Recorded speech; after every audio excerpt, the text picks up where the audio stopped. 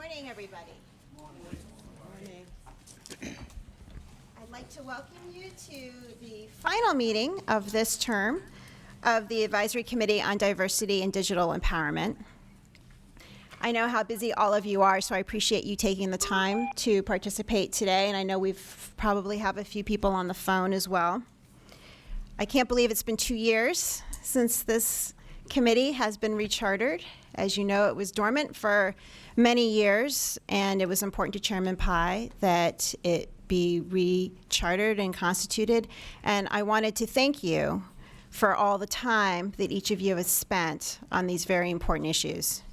You all have provided lots of thoughtful ideas and lots of useful feedback to us on these very important issues. And you have really moved the ball forward, and we're greatly appreciate all the efforts that you all have put in. Chairman Pai is traveling today, so he's unable to be with us. However, he wanted to say a few words and express his profound thanks to this committee for all of its hard work. And there's a brief video presentation from the chairman. So I will cue it to IT to present the video. Welcome to the June 24th meeting of the FCC's Advisory Committee for Diversity and Digital Empowerment. I'm sorry I can't join you live in person, but at least I can join you virtually. I initially chartered this advisory committee in July 2017, and it has been a very full and productive 2 years of activity. The hit list is long, but here are some of the highlights. First, the Broadcast Diversity Working Group, led by Henry Rivera, coordinated very comprehensive comments on our proposed broadcast incubator program. Their comments were a tremendous aid to the Commission as we developed our program, which was adopted by the Commission last August, and which is now accepting applications from interested participants. The adoption of a broadcast incubator program was something that had long been discussed here at the FCC, but it had never been implemented, and the working group is to be commended for helping us get this across the finish line. In addition, this past March, the Broadcast Diversity Working Group, along with our Media Bureau, convened an all-day Media Diversity Symposium. It was really the first of its kind here at the FCC, and so thank you to every single member of the committee who participated. Next, the Diversity and Tech Working Group, under its chair, Mark Morial, held a very successful series of meetings with high-level tech executives and managers to gain insight into the recruiting, hiring, and promotion practices at tech firms of various stages of growth. The working group has synthesized what its members learned from those interviews, and today it will present a Tech Best Practices report as the culmination of its 2-year inquiry. Last but not least, the Digital Empowerment and Inclusion Working Group, led by its chair, Heather Gates, along with the Commission's Office of Communications Business Opportunities, developed and sponsored a full-day supplier diversity workshop at the FCC's headquarters last year. Today marks the final meeting of this committee under the current charter, and I am proud to say that this advisory committee has been getting results in addressing the important issues of diversity and inclusion in media ownership, tech employment, and access to next-generation technologies. I want to extend my sincere appreciation to each of you for volunteering your time and energy.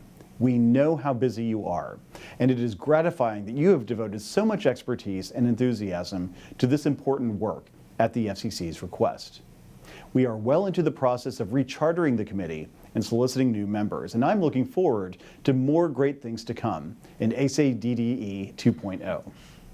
My sincere thanks and appreciation to Chair Diane Sutter and Vice Chair Anna Gomez for all of their leadership and support of the work of the Advisory Committee. I commend each of you for getting us to where we are today.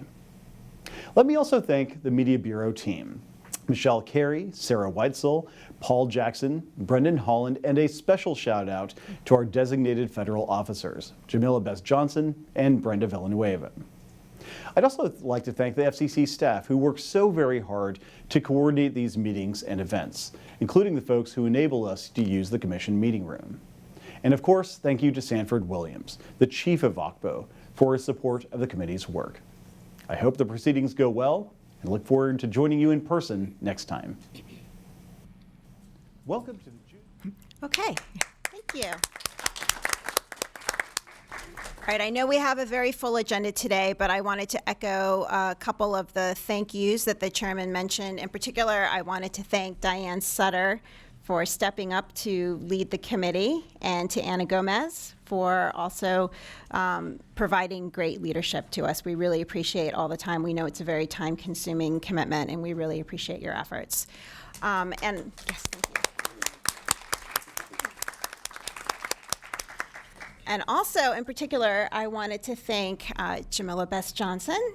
You all have probably gotten to know her very well over the last couple of years, because she has been relentless, I know, in moving things forward with the committee, and she's been a great resource to us internally, and I'm sure she was a great resource to you during the past couple of years. So I wanted to thank her for all of her dedication. It was a very, very time-consuming commitment the past couple of years. So thank you, Jamila. And finally, I'd like to thank Brenda Villanueva, who is assisting Jamila in these efforts. So without any further ado, I will turn the meeting over to Jamila. Thank you, Michelle. And thank you, Chairman Pai, for taking the time to record those remarks of appreciation for the committee's work. So good morning, everyone, and welcome to the fourth and final meeting under this current charter of the Advisory Committee on Diversity and Digital Empowerment. We're so happy to see you all here today. And I want to thank you personally for all of your dedication and diligence over the last several years to the issues of diversity and digital empowerment. I can say firsthand that this is an extremely hardworking advisory committee. You take the task that Chairman Pai set before you very seriously, and I think the work that's been produced over the last couple of years is testament to that. And it's been my honor to work alongside you and help to get these issues in front of the Media Bureau Chief, Michelle Carey, her team, and Chairman Pai, and all of the commissioners on the 8th floor. And we certainly hope that you all will be attentive to the July 10th nominations deadline. We hope that you all are interested in rejoining the advisory committee. And just a bit of housekeeping, when the charter expires on July 5th of this year, this group, as it is assembled now, also ceases to exist. And so we hope that you're interested and that you will reapply for 2.0, as the chairman refers to it. We would certainly love to have you. And now I turn it over to Brenda Villanueva, our Deputy Designated Federal Officer, for her remarks. Brenda?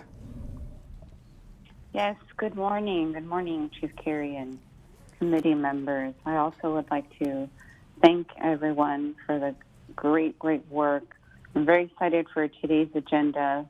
As everyone has said, the groups have been working very hard over the last 2 years, and there was just so much great material to cover. And as Chairman Pai just mentioned, really had a full and productive 2 years. I want to just take a moment quickly to, again, myself thank the groups, but especially the working group members that volunteer so much time to strategize and execute plans, to thoroughly prepare final materials, and also to the chairs, Diane and Anna, and of course our beloved DFO, Jamila. Thank you so much for your leadership and support, especially at the very end. There's been an incredible amount of work took place during the last 2 months, really. Thank you so much. And, you know, each of these groups covered so much material that it could easily, cover a whole day's long worth of an agenda.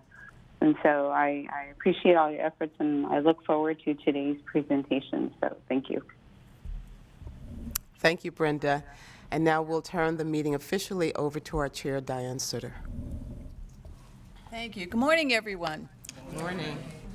It's been 2 years, and I think when we all started, we didn't know where it would go.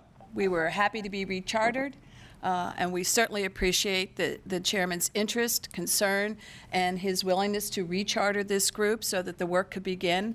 And I know many of us on this committee have served for a number of terms, and so looking for work that can be useful, productive, and able to be implemented so that we can see the change occurs was the goal from the very beginning. And I so thank everyone at the commission who has been part of this. Michelle, thank you so much, and Sarah also, and most especially this woman who has led us and has made us be on time and where we needed to be and has guided us. So Jamila, hearty, thank you. Thank you. Thanks, Diane. I don't think a week went by that you and I weren't on the phone or emailing or again and again and again. We got this. We got this down. And certainly to Anna, who has stepped up, and more importantly, she has fed you. Let's get to what's really important. Once again, we have to thank Anna and Wiley Ryan for the fact that we will all be happily fed today for the second time out of our 2 meetings. So thank you, Anna. That's more than you can ask of a vice chair, but thank you. We're certainly glad. We appreciate it. So it has been wonderful.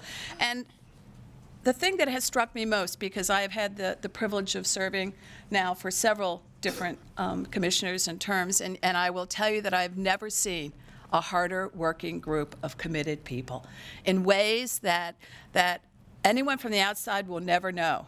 They don't have the email trails at midnight and 1 a.m. and knowing the work that you all have done. And that is the result of the 3 working group chairs. And they have gone so far and above. And Henry Rivera is not able to be with us today, but Henry has been not only served as a commissioner and has served as chair of this body before, but continues to show his interest, his concern by leading the working group. And so we thank Henry so very much for his work and appreciate what he has done and continues to do. But then we have Heather. And Heather Gates has guided her group through some incredibly exciting and tumultuous waters to do the work that they have done. And if you saw what went on behind the scene in the last several weeks to get their report to you, you have no idea. And that is coming from the people who have been part of it. There were days when 20 emails would hit my inbox, and yet their attention to detail, and this was the same for every working group, their concern for getting it right, their concern for making sure that everything was accurate, that was influential in terms of the results and what they were showing, because the goal for everyone here is to implement change, to make things different, so that the next group and the group after will be able to work on different problems, because hopefully we will have made some progress toward the ones we have. And last but not least, we so thank Mark Morial and the work that his group has done, but with us is Gavin Logan. And he guided this group and shepherded them and helped them to be the fabulous working group that we were. So thank you to all of you. Thank you. And now to our very able co-chair, Anna. Thank you. Thanks. I didn't know that all I had to do was give food. And you can continue that again and again and again. Thank you. Well, the firm was very happy to sponsor. Well, first I'd like to thank Chairman Pai for the honor of appointing me to serve on behalf of the Hispanic National Bar Association as vice chair of this committee, and thank you for the support. Like Michelle Carey, who has always supported me and called me about this position. Also, her team, Sarah, Paul, everybody. And I mean, we've all said so much about Jamila and how just amazing she was, and Brenda as well. Thank you for your guidance, your support, your patience. Thank you. Also, I had to thank the working group leaders. Heather, you were just delightful to work with, and you shepherded a lot. But I also, and Mark, of course, Morial, and Henry as well. We also have to thank the individual members that really stepped up. I mean, I think Rudy was up till like, 2 o'clock in the morning, finishing the draft in time. And everybody had dedication and passion. So this work product, I think, should reflect that, I hope. And finally, I want to thank Diane for her very able leadership. So thanks. Thank you. All right, we're going to do a roll call now. First, we'll do those that are in the room, and then if you are on the phone, I would ask that you identify yourself when we get to that portion. So I thank you very much. Alfredo Rodriguez. Here. Brent Wilkes. Brian Scarpelli. I'm here on behalf of him. Thank you. Bridget Daniel. Brooke Oberwetter. Chris James. Chris Wood. Here. Just mark the ones that are here. Yeah, I don't think Brooke was Brooke here. is not here either. No, okay. Cindy Show. Claudia Jones. David Honig. Here. Donna Epps. Here. Elizabeth Lindsay. Faith Bautista. Fatima Qatari. Here. Heron Contractor. Present. Heather Gates. Here. James Winston. Here. Janice Bryan Howard. Coy Miller. Laura Burrowcall. Here. Linda Bradley Dunn.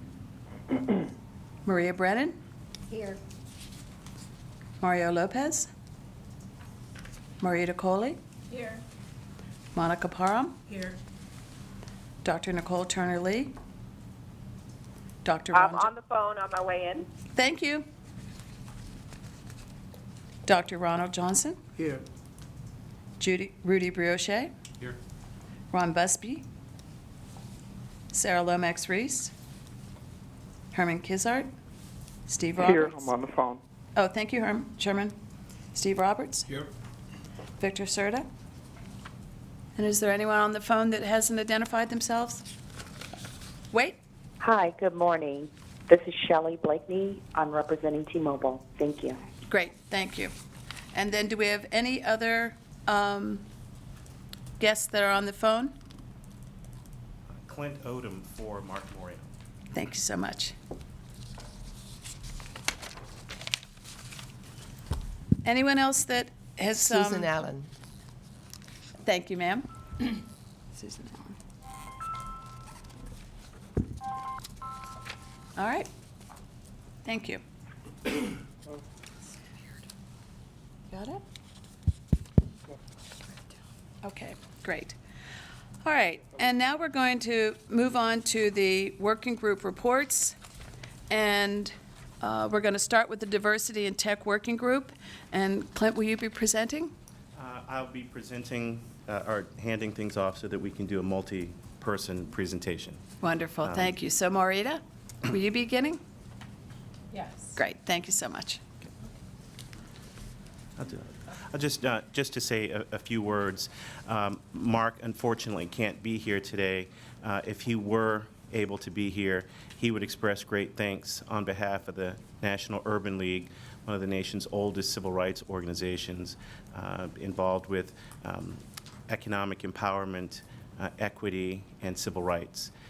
The work that was done today is in the finest traditions of the FCC's efforts to uphold the values of diversity and inclusion. As I sit here today, although Ben Hooks never sat in this room, his spirit is certainly here today and is a big motivation behind this report. Ben Hooks was the first person of color to serve as a commissioner at the FCC. He's also the namesake of one of our employee resource groups here at the FCC. And it was his mission in the time that he served to make sure that America was reflected in its broadcast and its media and now its technology phases. So I want to give a little bit of a shout out to Ben Hooks today, who also was one of the presidents of the NAACP. So with that said, I'd like to turn it over to Marita Coley-Flippen, who really led the group in pulling together today's report. Thank you. Thank you. Thank you so much.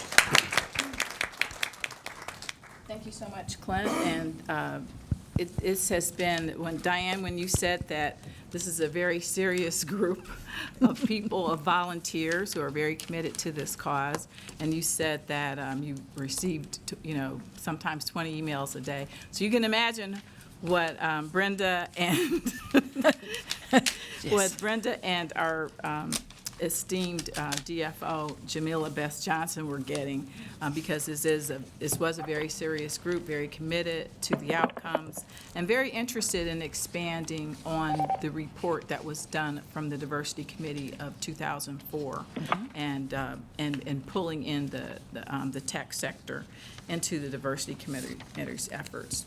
So I'd like to have slides here. Can we pull up the slides for our group? And there is a full report, which I understand will be available online as well if it isn't as all. Also, rather than go through the 50-page report, we've synthesized it. I'm going to be joined today, co-presenting with me is Monica Morgan, who's representing Monica Parham, who's representing the Women's Bar Association of DC, who is an esteemed diversity and inclusion expert, and also Dr. Ronald Johnson, representing the Wireless Infrastructure Association, who's going to take on the supplier diversity part of our report. So, go to the slides here. As we have some background, Chairman Pai created the tech working group in September 25th of 2017.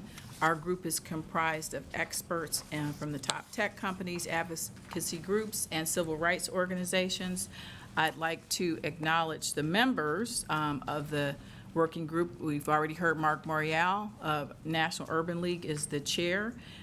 We were very pleased to have his surrogate at the time, Gavin Logan, who worked very closely with us on shaping the report and all of the things that you're going to hear today, who's left and is now at the FCC. And then we were joined by Clint Odom, Executive Director of National Urban League, who's carried the baton over the finish line. So the other tech group members are myself. I'm representing Multicultural Media, Telecom, and Internet Council. Again, Monica Parham, my colleague here, who's a diversity, inclusion, and talent expert. Dr. Ronald Johnson, Chief Subject Matter Expert for the Wireless Infrastructure Association. Cindy Shao, the President of the Asian American Chamber of Commerce. Brian Scarpelli, who's Senior Policy Counsel for the App Association. Brooke Oberwetter, Manager of External Affairs at Facebook. Chris James, the President and CEO of the National Center for American Enterprise Development. Raquel Tamez, CEO of the Society of Hispanic Professional Engineers. Bridget Daniel, who is Executive Vice President of Wilco Electronic Systems. Claudia Jones, Senior Vice President of Public Affairs and Media Relations for AT&T. And Faith Bautista, President and CEO of the National Asian American Coalition. I would like to, I'll save that for last, acknowledgements. Okay, we can go to the slides. The two objectives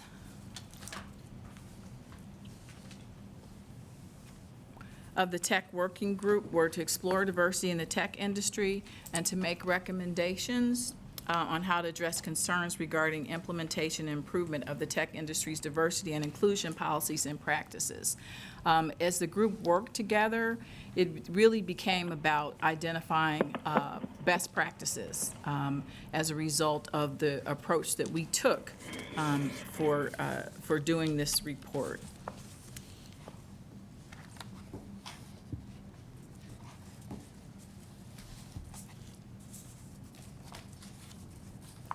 Okay, so we had three objectives in producing the report. We wanted to highlight the importance of inclusion in the workplace and the importance of creating a corporate culture that makes diversity integral to a company's business model. We decided we wanted to take a pragmatic and systematic approach to diversity and inclusion, which we think is going to be reflected in what you have the findings today. And we wanted to, at the end of it all, come up with some guidance that we could provide to tech companies at all stages of growth with respect to diversity and inclusion. Those are the members of the committee. I've already gone over that. So, unless you've been asleep, I know that the tech industry has emerged as one of the largest and fastest growing sectors of the U.S. economy in terms of employment, GDP and also wealth creation. Those are all things that are very important to our committee, and particularly to the outcomes of this report, because it really is about inclusion of underrepresented groups in this industry that has become a household word for all of us. The tech industry ensures that we wanted to make sure that the tech industry ensures that the goods and services that they provide meet the needs of all people and that they provide opportunities for all people.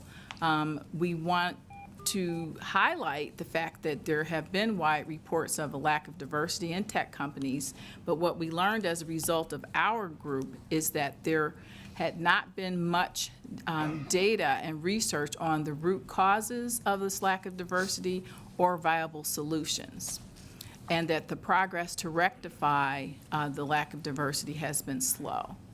One of the things that we had in terms of this particular working group is that we really wanted to go to what are the root causes and what are some possible outcomes that we can have and share best practices for the tech industry. So this committee undertook the daunting task of doing our own data. So we actually researched, and we conducted our own research. We interviewed, it ended up being 6 tech companies, but we reached out to a broader net of companies, and we ended up actually conducting interviews, confidential, off-the-record interviews with D&I leadership from 6 well-known tech companies to learn about both traditional and non-traditional ways that they're addressing D&I. And what we used as the baseline was the 2004 Workplace Diversity Report that was conducted by the FCC's predecessor, Diversity Advisory Committee. We reviewed a lot of reports and industry reports and EEOC data and learned that those reports did not provide insights on what approaches were taken to address diversity, what kinds of promotion and training issues there were in the tech sector, and whether those approaches worked at all and why. So as I said, we decided that the best approach was to interview the tech companies ourselves. That was a exciting opportunity. We interviewed numerous high-ranking executives from major tech companies that were at various stages of growth. Do you want to take that one? And I think what's key to keep in mind here is that while these individuals have a number of different titles, depending on their particular corporate structure, we wanted people who could give us inside information into actually what was being done. Not necessarily simply what was in, for example, a diversity and inclusion annual report. Not, for example, what was a speaking point, but what day-to-day processes were taking place, whether or not practices were embedded into actual policies within the company, whether or not there was actually D&I embedded into key processes along the entire talent management lifecycle, from identifying talent outside the company to hiring that talent, to onboarding that talent, to professionally developing that talent and seeing that talent rise up into leadership. Because while a lot of attention has been focused on pipeline in terms of getting people into companies, not as much has been focused on pipeline in terms of what happens to people once they actually get there. So what we really wanted to do is do a deep dive at that entire life cycle and identify those people within the companies who could talk to that spectrum. Okay, so with that in mind, and guided by, as I said, our D&I expert, the thing that's wonderful about the working groups is that we're able to draw, these are volunteers who are very passionate about this work, and we're able to draw the experience of people, such as Monica, such as Dr. Johnson, and others who really live and breathe this and are able to inform the research that we did here. So the positions that the types of positions, thank you, the types of positions that were interviewed, Vice President of Intersectionality and Culture and Diversity, Senior Manager of Diversity and Inclusion, Global Head of Women and Black Community Engagement, Diversity Officer, Diversity and Inclusion Program Manager, Global Head of Diversity and Inclusion, Chief Diversity Officer, Assistant General Counsel. Those were the types of people who participated voluntarily in our interviews that were conducted here at Microsoft's offices and also at the, help me out, Brian, in Silicon Valley.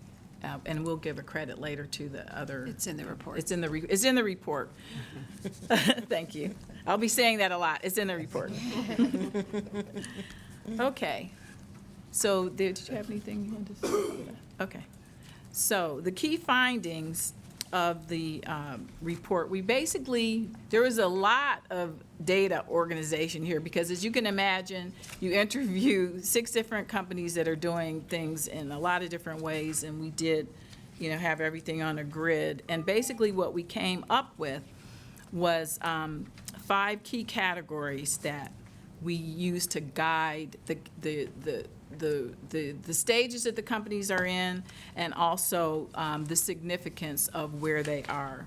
So we came up with 5 key categories. So the report is organized into these 5 categories: the maturity of the company and its maturity of its D&I initiatives, the organizational management approach to diversity and inclusion, the accountability, and that's more of the metrics, data collection, tracking, measurement, and reporting. The whole process of achieving workforce diversity in terms of the recruitment, hiring, outreach, and pipeline development. And also, the 5th category was the most common challenges. Did you want to think about that? And with respect to those categories, we really wanted to look at what, if anything, was unique with respect to tech companies that was driving their lack of diversity, despite having a lot of initiatives on the table. And one thing to keep in mind is that tech had a fairly interesting evolution with respect to all of its people-facing processes. The main focus with respect to tech companies traditionally was on service and product. Are we getting services out? Are we innovating? It was a focus on engineering. As a result, a lot of people-facing functions, including HR and diversity and inclusion was part of that larger bundle, were under-resourced and underfunded. So one of the things that happened is that we wanted to take a deep dive into where tech companies were and where they had evolved given that particular context, which is relatively unique with respect to the evolution of tech companies. We also wanted to focus on the organizational approach to diversity and inclusion, which is going beyond diversity and inclusion as the right thing to do, and going to diversity and inclusion as something that is organizationally supported.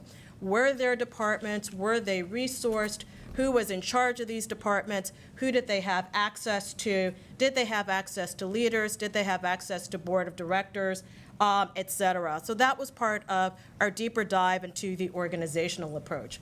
With respect to accountability, it goes without saying that what gets measured gets done. And historically, a number of tech companies did not, again, going back to the first point with respect to the infrastructure of these companies, track a lot of people processes. A number of these companies had, for example, evaluation processes where people were stacked ranked. So there wasn't necessarily a long-term investment in professional development. And we know with respect to groups that have traditionally been underrepresented with respect to any industry that development stream is absolutely critical with respect to the retention and advancement end. So we really wanted to focus on that. In terms of recruiting and hiring, we wanted to focus on pipeline, but one key point of that and one point that we're looking to build on is the reality that tech companies aren't simply engineers.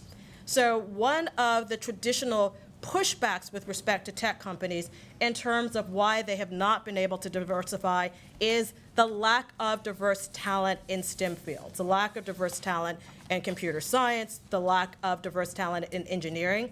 As these companies evolve, they're evolving beyond that. They're evolving into full marketplace companies. They're going into areas such as healthcare where you don't necessarily need a STEM background. That goes to access to information. How many people from underrepresented, traditionally underrepresented communities know about the expansion and the development of tech? So really doing a deep dive into that. And then finally also doing a deeper dive into what are the challenges. And I think that we were very pleased that the companies were willing to say, here's what our key challenges are. Whether it's breaking through that lack of traditional infrastructure, whether it's breaking through that traditional focus solely on STEM, solely on engineering, and not looking at other aspects, whether it's focusing on hiring as opposed to what happens to talent from traditionally underrepresented communities once they're actually at the companies. So we developed this rubric so that we could really drill down onto what is driving demographics within these companies and what can be leveraged to change those demographics. Okay, so the company maturity is something that guided the overarching categorization of the companies. Of the 6 companies, we categorized 2 of them in what we called an early growth stage, 1 in a growth stage, and 3 in mature stage. And when we talk about this, we're not talking about financing, we're talking about their stage of D&I, maturity of their D&I stage. There was also another phase, the startup phase. Do you want to sort of give us a background? None of the companies we interviewed were in startup D&I, but there is a startup D&I. And we'll point you to the report for a more in-depth analysis of the various stages. But the startup stage is where a lot of these companies were in the not-too-distant past. And that was that a lot of D&I efforts were basically voluntary in nature. There wasn't a dedicated chief diversity officer or senior leader who was focusing on diversity and inclusion. There wasn't necessarily full range, full spectrum corporate buy-in. CEOs would say, this is something for you to worry about. It's not necessarily something I'm invested in because it doesn't go to our core business. And again, that is part of the context in which these companies are evolving out of.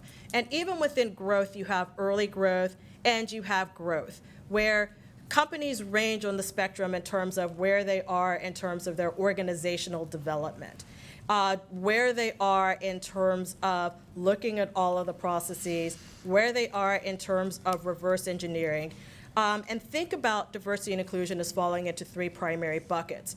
The workforce bucket, which is the who, the workplace bucket, which is the how, and the marketplace bucket, which is the consumer-facing, the end-user-facing component of diversity and inclusion. Companies are arrayed across the spectrum. So even companies that have started focusing on the workforce and workplace with respect to recruiting may not necessarily be fully evolved with respect to the marketplace aspects of diversity and inclusion. What we wanted to do is we wanted to figure out where these companies are so that we could start to develop a roadmap in terms of where they could evolve. We wanted to understand where their pain points were, and we wanted to understand, frankly, where some of the points of pressure can be placed on them to accelerate this development. Okay, so this is all in the report, but I'm going to quickly go through the stages. As Monica said, there was an early growth stage of D&I, that 2 of the companies were in that stage. And that's where we said that we identified that as where a company values diversity, but it wants to not interfere with autonomy and creativity and disrupt the creative and collaborative process. So there is an acknowledgement that diversity is important, but there's not necessarily that same investment as in the more mature companies in diversity. They don't want to, basically disrupt the creativity of the workforce. They generally have an organized recruitment and pipeline development program, and they partner with civic organizations, schools, colleges, and universities. They track and report on race, gender, and other demographic information. They have employee research or affinity groups. They may or may not have a supplier diversity program, and generally they have a director, corporate board that does not necessarily have representation, diverse representation. Then the growth stage, we're identifying as where company have adopted an organizational approach to D&I that's articulated from the leadership level across the entire organization and with defined areas for action. Did you want to do these? Okay. In a growth stage D&I program, the CEO has made a commitment to diversity. The company has established what we call an organizational approach to diversity. There is generally senior level staff that have been hired directly responsible for diversity. The company provides anti-bias training to all staff. The company has organized recruitment and outreach pipeline in the community. They track and report on race, gender, and other demographic information. They have the affinity group resources and effort, and they may or may not have a supplier diversity program.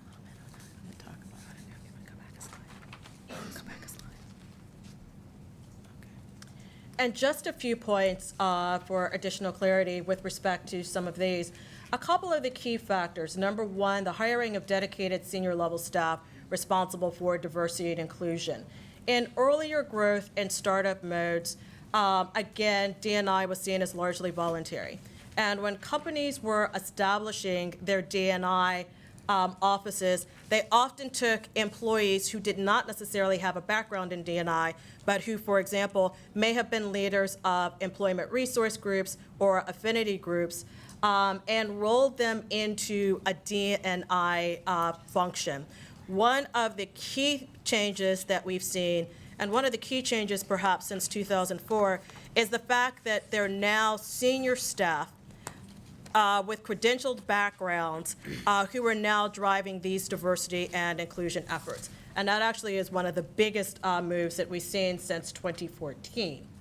With respect to the data, it's important to keep in mind that the data, when it was initially collected, was not necessarily done in a particularly sophisticated manner. So one of the changes that you see when you move to growth and, as we'll talk further, maturity is a refinement of that data and how the data is used. And one area that companies are still working on, some of our mature companies are there, a lot of the companies were not, is reporting with respect to issues of intersectionality. So for the first time, companies aren't just reporting on, for example, women and other groups that are traditionally underrepresented, they're looking at women of color. And why that's so key is that the numbers at a high level can tell you one thing, but when you disaggregate and break them down, that's where you get the full story in terms of who's in these companies, where they are in the companies, and what that internal pipeline into leadership looks like. So that was another key point as well.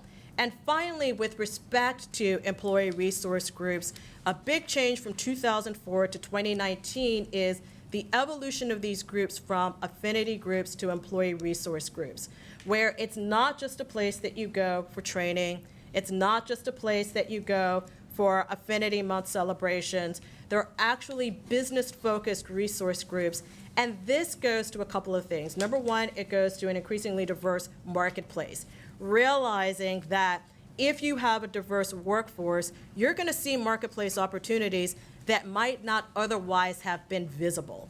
So that's a key element. Number two, it also provides additional leadership opportunities and visibility with respect to people who are in these resource groups, which goes to retention and promotion.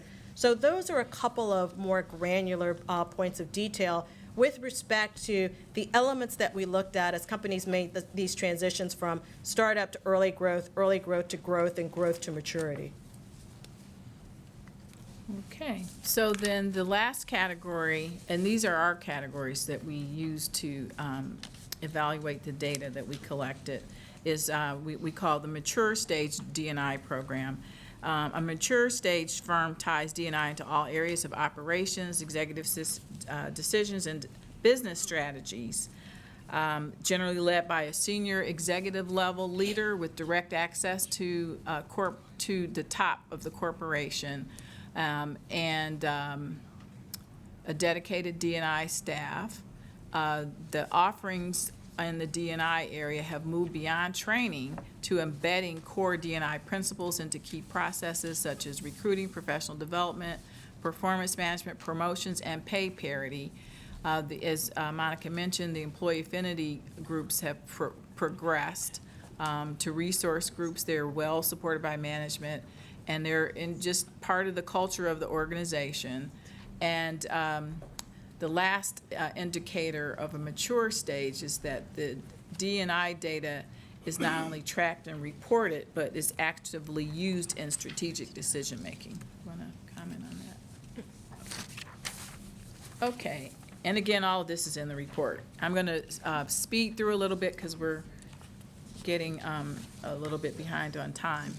So the next category that we use to analyze the data here is an organizational approach to managing D&I.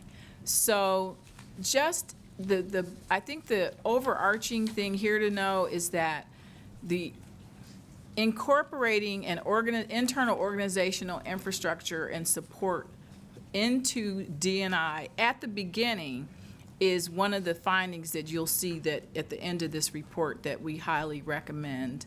But generally, these are things that evolve as the company grows, but these are the things that represent an internal organizational infrastructure.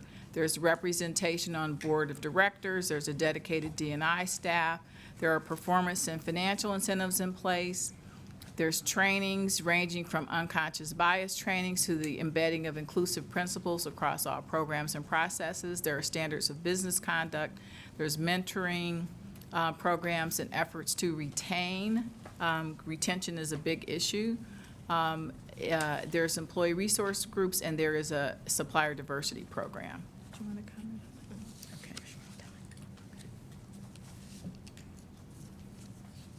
Okay. Okay. Okay, so then on the accountability side, which we can speed through this a little bit because Monica's already talked about the importance of data, because what you can't count what you don't measure. So that is the other stage, and we tailored questions that elicited this information out of the companies that we interviewed. And did you want to go over that? Yeah, I think one of the challenges and going forward is that tech companies, almost by definition, are very interested in and excited by data. One of the things that we want to continue to press going forward is, now that the data is collected, tracked, and measured, what do you intend to do with it? How do you intend to use it? How do you intend to use it to look at your existing processes, to strengthen those processes? How do you intend to use it to develop processes that may not already be in place? So again, what we wanted to do is we wanted to understand what the baseline was, and then the idea is to action off of that baseline. And this is one of the key areas for action going forward. Okay, so I'm going to move on to category 4, what we labeled achieving workforce. Is that it? Yes. Achieving workforce D&I. Companies achieve workforce D&I with the support of recruitment and hiring outreach and pipeline development efforts. Monica spoke earlier about the importance of the pipeline. One of the things that really did, emerge from this exercise is that there has been not so much an overemphasis on STEM, but the fact that tech is everywhere. Just, the way that we define tech companies is so broad now that we're not just talking about Silicon Valley-based companies. And as tech has expanded into healthcare and, to everything that we do, that it's important to recognize in the whole pipeline area that, the students don't have to be engineers or math majors in order to, be proficient and to be able to work in tech.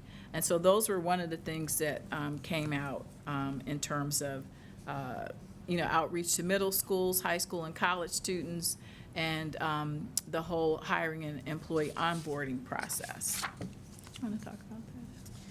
Something that wasn't necessarily as focused on, but something that was discussed within the committee is, again, the internal pipeline into leadership. Because every group that is traditionally underrepresented in tech isn't necessarily underrepresented at the exact same points in the talent management life cycle. There are certain groups where the underrepresentation starts from the very beginning. The numbers are very, very low with respect to who's actually in the workforce. There are other groups that are traditionally underrepresented that may be represented with respect to the workforce, but as you move into leadership, those numbers dramatically fall off. So with respect to this fourth category, please keep in mind that in terms of achieving workforce D&I and full workforce diversity and inclusion, it's not just about who is coming into the workforce, it's about what does that pipeline into leadership look like. And that's one real area for a deeper drill down, having obtained some of the baseline information that the working group now has. Okay, and then the last category that we asked about were the common challenges that companies are experiencing. And, you know, we commend the companies for being fairly transparent, I think, about some of the challenges that they're achieving, that despite efforts to incorporate D&I into their DNA, that the marks are often missed, and you know, that they affect profitability and productivity, and just the overall perception of a company in a country like, you know, the United States that's so diverse. I think that it is important that a company's workforce reflect not only its customer base, but, you know, the reality of the country. And so the companies were very open about the fact that, yes, we're doing some of these things, and yes, we still do have some challenges in these areas. And one last point on that, one of the areas that we want to push on is changing the tech ecosystem. A lot of companies in the technology sector hire primarily from other companies in the technology sector. So if you look at a lot of the numbers, they're relatively close together.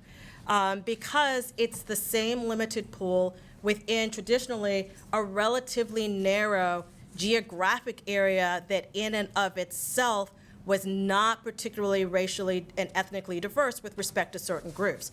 So you had companies in a geographic area that itself lacked diversity who were hiring from other companies that lacked diversity.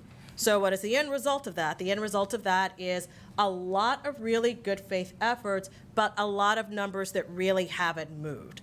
So thinking beyond what has traditionally been done and thinking about things such as geomapping. In other words, do you go where there are more diverse populations? Do you look at industries other than tech so that you start to break out of this ecosystem that starts from the funding level with the venture capital companies all the way up and runs through these tech companies? What are ways that you can start to disrupt those ecosystems so that you don't have this circular view with respect to talent, but you look at talent from other industries, from other geographies, from other backgrounds to enhance diversity in these tech companies? So in closing, on this part of our presentation, and you'll find in the report, we came up with some recommended best practices for diversity and inclusion. These build off of the 2004 Diversity Committee's recommendations. And in short, our recommendations were that that companies incorporate diversity into the internal infrastructure of the company. And we call that diversity starts at the top. So when you have companies where the CEO, you know, the senior, you know, the C-suite executives are supporting diversity, then you're bound to have a much better outcome. Implement an organizational approach to D&I at the outset. I think we mentioned earlier that the companies have progressed through different phases, but if you have a best practices model and you know where things go, and that's what we hope will come out of this, you can implement an organizational approach at the beginning and not wait until there's a crisis, a public relations crisis, or some kind of a, other crisis that brings these issues to your attention. Establish metrics and accountability. We've, I think, hammered that quite a bit. Can't measure. Can't include what you don't. Thank you. Can't include what you don't measure. And last but not least, to establish strategic partnerships with organizations and universities in order to attract a diverse pipeline. Would you like to close that? And I'd like to now turn over the report to Dr. Ronald Johnson, who's going to talk about supplier diversity.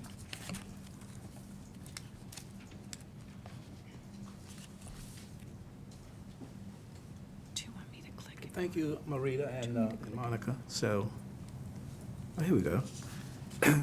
So and by the way, this was a very significant and important part of our research, looking at supplier diversity at these companies in Silicon Valley to make an assessment of kind of where they are, and to offer, more importantly, offer up some suggestions going forward that they might improve their supplier diversity programs as an overall part of D&I. And we made the point that supplier diversity does not stand alone in these organizations. It is a part of diversity and inclusion, and we made that point. And I think that point was well received by the companies that we interviewed. And so we interviewed the tech companies with the goal of assessing their supply diversity efforts.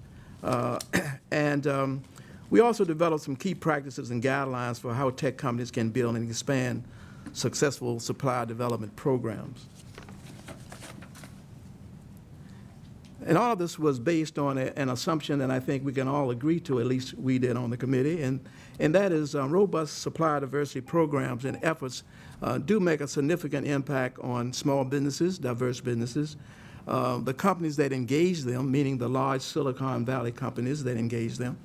And there is a significant impact on job creation, as you can well appreciate, and business growth as we try to grow out the national and global economy around new technologies. And so this assumption kind of reveals itself in 6 important ways, as you can see on the slide there. One is that for companies that were large and small, that had existing and potential vendors, the idea was that by engaging these companies, somehow we could improve, or they could improve their cost, and at the same time improve their quality of service to those who use their products and services. And so as the demographic shifts, using diverse companies, we believe, provides new opportunities for expansion for these companies. And that reveals itself in what consumers want and what they desire as buyers. And so I think these telecom companies are very astute and about what consumers want, how much of a product they want, what they can afford, and what the benefit of this product would be for their lifestyles. And so it drives innovation, meaning this robust supply diversity program drives innovation through various sources of new products and services and new solutions. It increases procurement channels for goods and services that extend to the use of MBEs. And it provides a display of a company's commitment to conducting business in a diverse market. And this is very important because we wanted to ascertain just how committed these companies were to providing services not only to the community, but to use diverse companies to roll out these new products and services. And lastly, the assumption was that it expands consumer base as diverse communities are more likely to use companies that have a positive reputation for D&I. I mean, there have been many reports that suggest that companies that are engaged heavily in diversity and inclusion and make that a priority in their corporate management going forward, that consumers have a tendency to gravitate to those organizations. And conversely, as you well know, there's many reports and there's a lot of activity going on, particularly from public interest groups, to basically say, conversely, if you do not use diverse companies, then more than likely we might decide as a consumer group that we're not going to buy your product. And we found that companies do listen when consumers speak about the need for diversity not only in the workplace, but also with respect to supplier diversity. So we conducted, from an empirical perspective, several assessments. One was to gauge best practices, and the other was to look at areas that need improvement, and to look at the assessment as a tool for companies to create, develop, and expand their supplier diversity programs. And so there were 4 key elements of the assessment. There could have been more, but we thought these 4 that we're going to talk about here were more important to our research than some others that we decided not to look into. One was the age of the supplier diversity program. How long have they been around? The age of the Small Business and Diverse Supplier Development Program, which is a little different. It sounds like it's the same thing, but it's more inclusive in terms of the approach. Key supplier diversity efforts, what have they been doing over the last few years? And finally, to look at some of the most common supplier diversity challenges. So at the end of this brief look, we found that there was a clear pattern of robust supplier diversity programs and investment among legacy tech companies in Silicon Valley, those that were founded before the onset of the dot-com era. And we also found that those that were founded after the advent of the dot-com era somewhat lagged behind in their efforts to create diversity. There's been some research, in this whole area, and I've called it the theory of cultural familiarity. And so how does this work? It works that if I graduate from a prestigious university or not, and I have a great idea, I tell my friends about it. They come to Silicon Valley with me, and we start this great program, this great organization, and it grows and it morphs. But in that paradigm, diverse companies are perhaps left out of that equation, primarily because they are not in that culture of familiarity. We don't know you, we might not include you, and so how do we get these companies that perhaps lack this familiarity of collaboration to engage suppliers, diverse companies? And that is a challenge for these companies, and we did discuss that with them. So as we reviewed some of their diversity practices, and let's just look at the 4 that I have there. Dr. Johnson, yes, very quickly. Did you mean that the companies, the tech companies, are not working in an environment of cultural familiarity? You mean the familiarity is relates to the companies we are studying? Well, I think more broadly, the point is more broadly that companies that in the tech community in Silicon Valley, as you probably well can appreciate, a lot of those companies started the way I've just described. And so quite naturally, they would bring their friends and family, those who share familiarity into the program, and those programs, those organizations morph into a giant organization, as you well know. And so we have to find a pathway to include those who are not familiar from a collaborative perspective into that paradigm. Correct. Okay. Well, thank you. It's not so much the corporation itself from the top, the CEO level, because earlier when Monica spoke, she talked about it's all started from the top. If the CEO drives it, then there are more likelihood of success. Oh, absolutely. Right. Yes.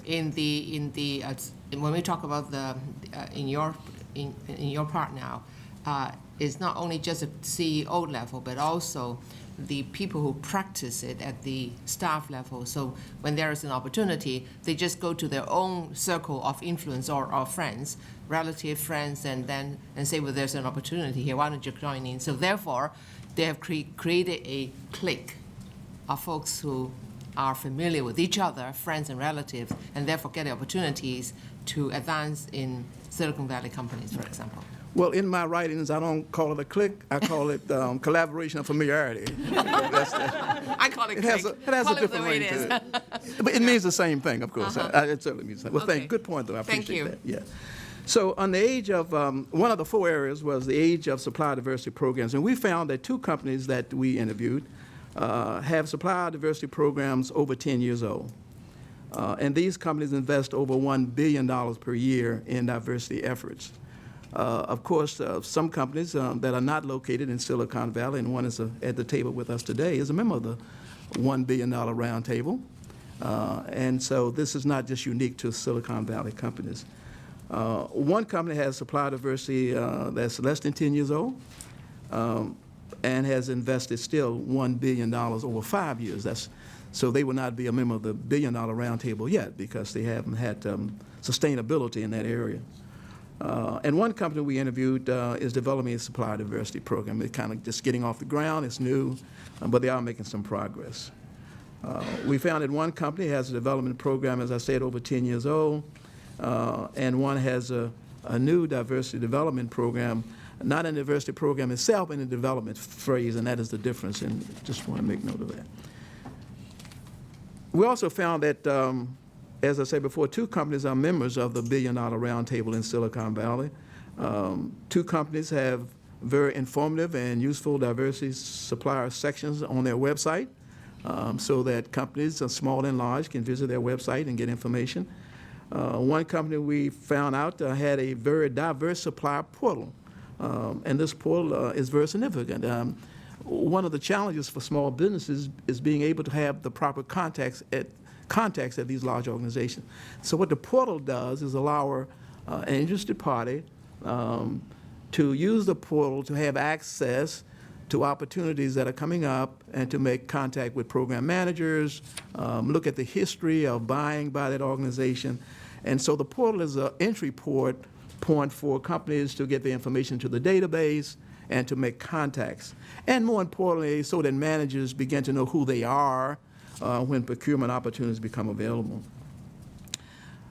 And so, unfortunately, we found that only one company attends diversity events on a regular basis, and only one company uses matchmaking efforts to bring in diverse suppliers. And I will tell you, the matchmaking program, the one that we have over at WA, for example, we've done it for 5 years now, brings together companies and organizations in our industry, but more importantly, it brings together small, diverse companies, women-owned companies, veteran-owned companies into the mix. And we spent a half a day, and we've been very successful in identifying opportunities for these companies that come to our matchmaking session. And so that was, we were a little concerned that more of the Silicon Valley companies have not decided to use matchmaking as a way to engage with diverse suppliers, and so we were recommending that they would do more of that.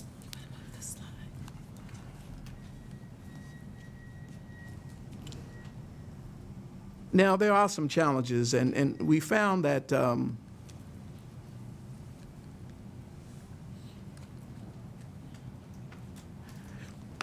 unfortunately, we found that 2 companies have no formal supplier diversity program, and that was a surprise to us. We were a little alarmed by that. And 4 companies have no small diverse supplier development programs, which means programs that are in the business and has as their mantra developing diverse companies. And we found that 4 companies even do not have supplier development programs. 3 companies that we interviewed have no supplier diversity portals. And so obviously they are missing out on a great opportunity to attract diverse companies and small businesses into their companies.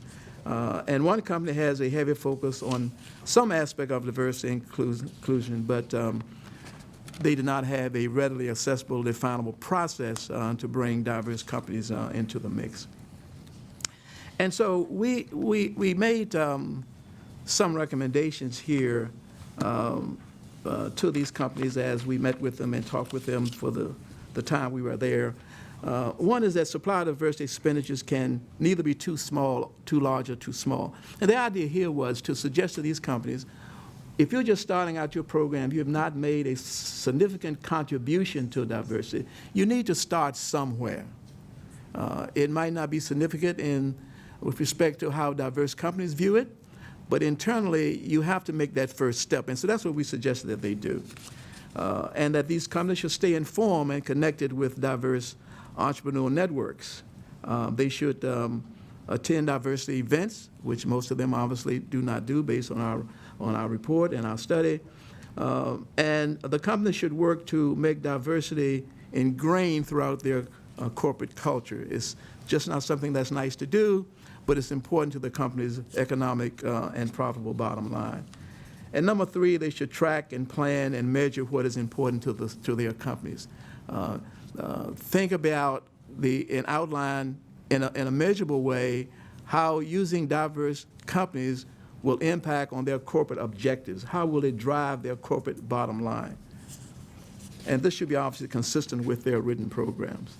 And then we suggest that the companies serve as a source of information, that they maintain a robust supplier diversity webpage, which most of them did not have, maintain online portals and databases for diverse suppliers, which is very significant for companies who want to do business with them, and also provide resources for startups and diverse suppliers through formal or informal supplier diversity development programs.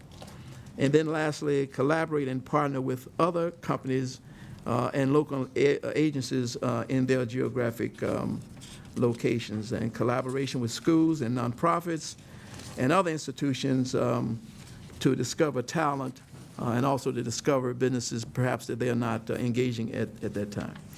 And so there were some other problems too. We found out that although some tech companies had recently sought to address the lack of diversity within their ranks, some still struggle to make meaningful progress, even though we think their intentions were good, but their progress was lagging behind. Some of the companies we interviewed had set modest benchmarks and on their way to achieving these modest benchmarks. And of course, we suggested that there might be ways for them to increase the level of their benchmarks over time. And number three, and during the research interview process with these companies, we did observe and discuss with the firm's representatives some of our concern around four basic areas.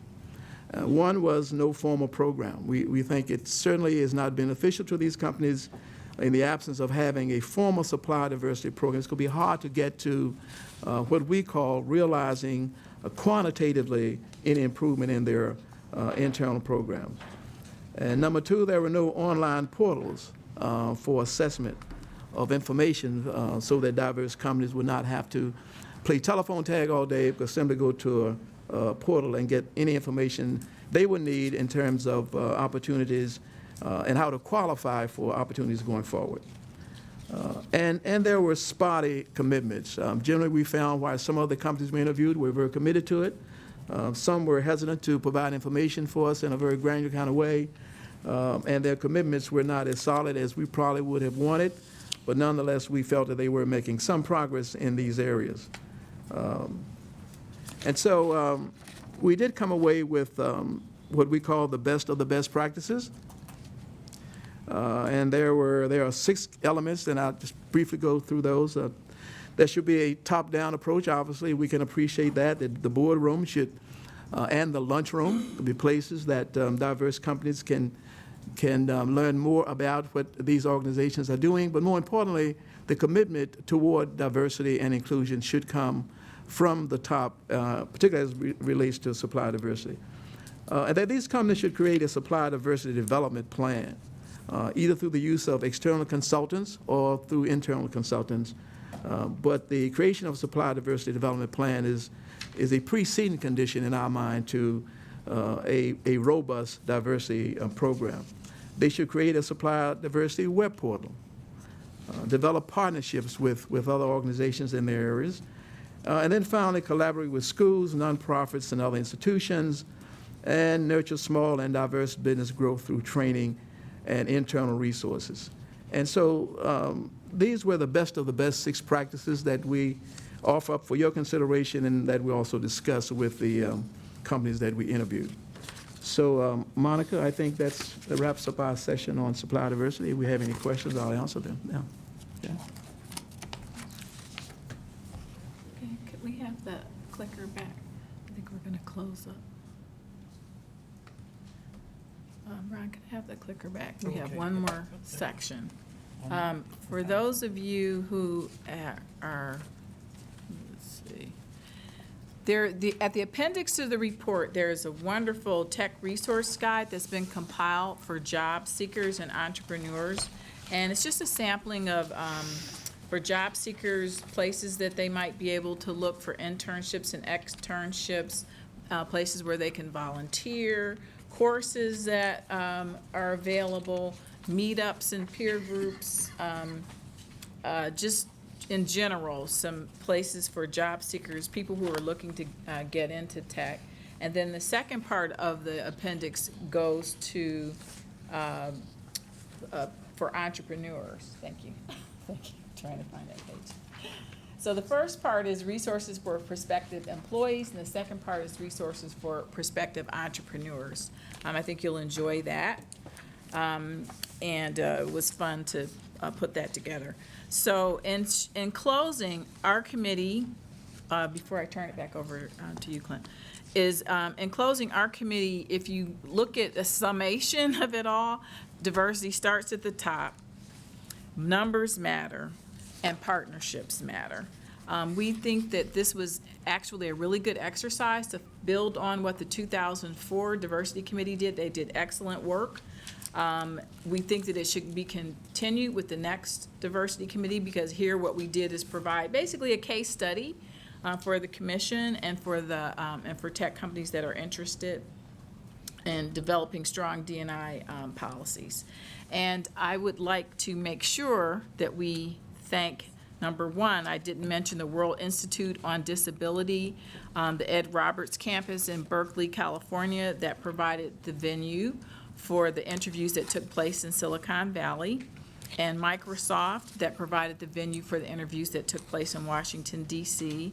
Would like to thank, of course, all of our working group members, our FCC staff, and particularly Jamila Best-Johnson, who has been unflagging in terms of guiding the working group and our work. It was a labor of love. This is my first diversity committee, so I had no idea what I was getting into. And just on my part, I'd like to personally thank MMTC staff, Ananda Leak, Marcella Gatson, Darissa Griffin, and our law student fellows, Belen Chris from American University Law, Simone Smith, and Jamila Flomos from University of Miami Law. And if anyone else would like to thank anybody? Okay, well, that's our report. Thank you very much. There.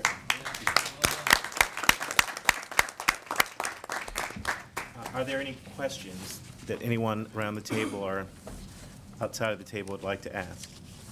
Happy to take those. I have a couple of questions or / comments. In your report, did you find, there was a couple of things that I noted that I thought we could flag in terms of finding diverse talent in terms of STEM. I know you define STEM kind of broadly, but in terms of tech workforce, you know, my old colleague Bill Spriggs had noted that in terms of tech, you know, African Americans in the tech field, you know, less than 10% in San Francisco, Seattle, over 20% in Atlanta, DC, obviously population based.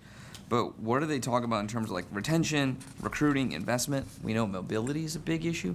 One thing I didn't see in this report that I would be interested in learning more about is the fissuring and the increasing contract workforce, especially in the tech field. I know Google was a really big example of that, but how that's affecting diversity and inclusion there.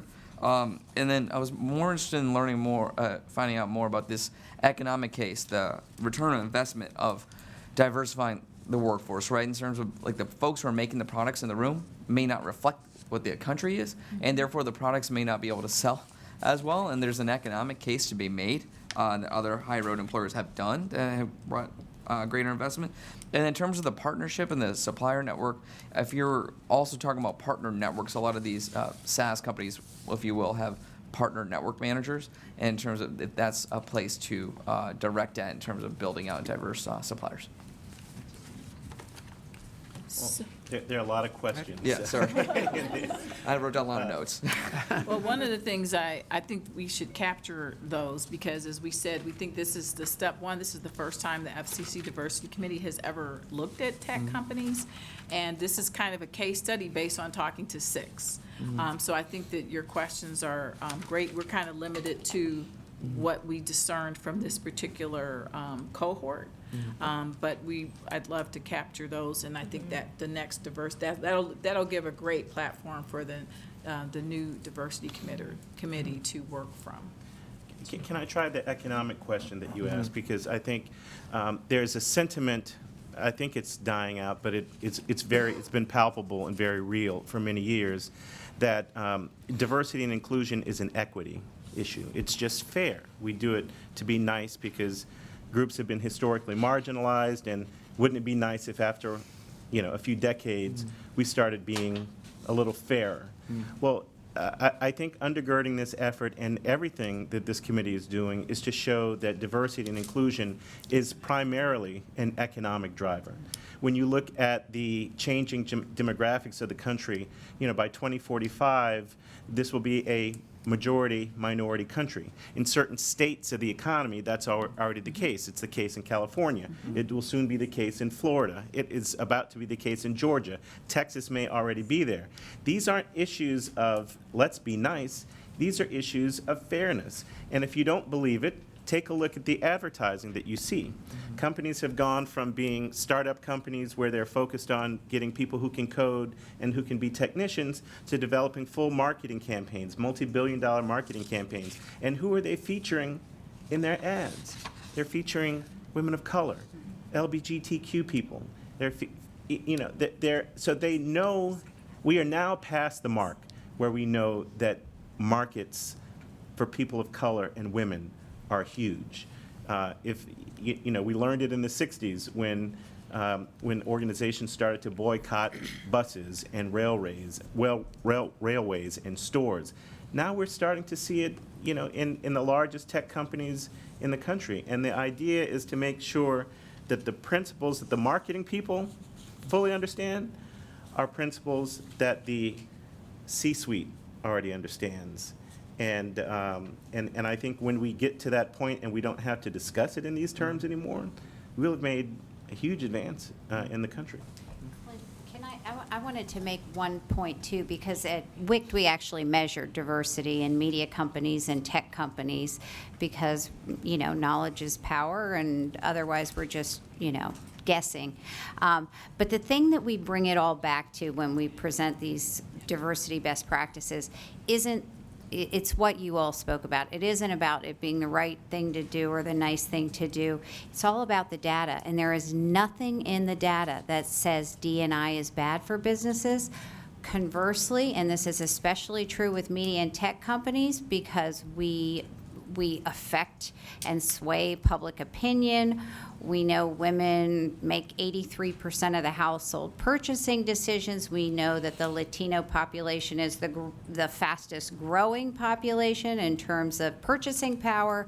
So on our website, and I'm sure a lot of you have it too, that are with diversity organizations, we don't talk about the good things about diversity. We talk about the business differentiators.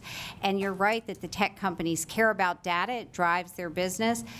The data that we put out there, not just WIC's data, but McKinsey, HBR, the Clayman Institute, and many others, is all about the business case. So what I would like to invite everybody to do is cram it down their throats every chance we get, in a nice way, because honestly, I think that will be a huge differentiator to get the tech companies at the top to believe it. There is a systemic issue because we don't see as many women and people of color in the STEM fields like we do in other fields. But even with 10% or 20%, their numbers are abysmal when it comes to women and people of color. We saw it get measured, and those were only the ones who were willing to be measured. I can't imagine if it was the ones who refused to and the sampling was low. And they're a newer entry into this whole business sector. They should know better, because some of these companies have been around for 100 years and they're trying to correct. They shouldn't be course correcting. They should already know, because the data is so robust that tells them it is a competitive differentiator. It's going to make them better, stronger, faster. And a lot of our organizations have the diversity stats right on our website to make that case. Couldn't agree more. You're absolutely right, Maria. On a personal note, because I had the privilege of being able to listen to all of the 6 interviews that were done, several things I think were important to note. First of all, this is the first time, and you mentioned this, but I think it's important, this is the first time that we've really reached out to the Silicon Valley, but even broader. It was broader than Silicon Valley. It's really the tech world, if you will, the Silicon Valley type of companies. 2 things I think were important. One, they had no obligation to meet with us. And there's no direct correlation between what the work of this body was asked to do and the commission and oversight over tech. So they came willingly, they came of their own volition, and I was struck by the level of actually candor. I thought they were very open, and because they were there because they cared about figuring out how to do better. And I was struck by the age of the company being so related to their ability to actually implement.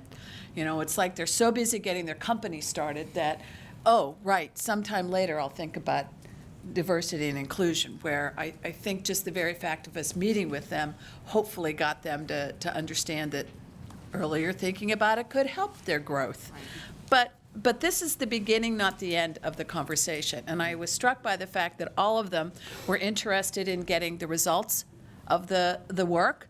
They were interested in continuing the conversation. So this is hopefully the beginning of a relationship that goes to what you were talking about, Ron, in terms of it's the people who you know, it's the people you associate with, it's the people you have a relationship with. And I think we have an opportunity to begin working on partnerships that are not compelled, but rather sought. And changes how we look at that to try and get them to be part of. Hopefully we can help them, and as a result, you know, the rising tide.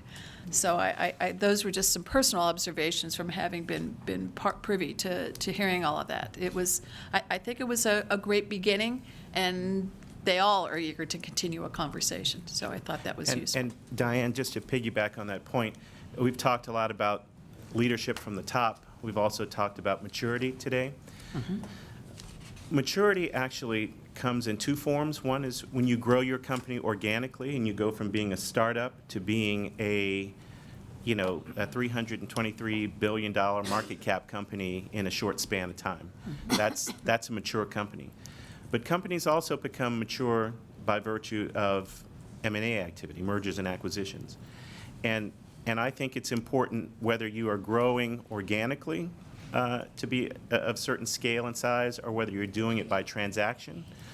Once you get there, you need to be looking at partners.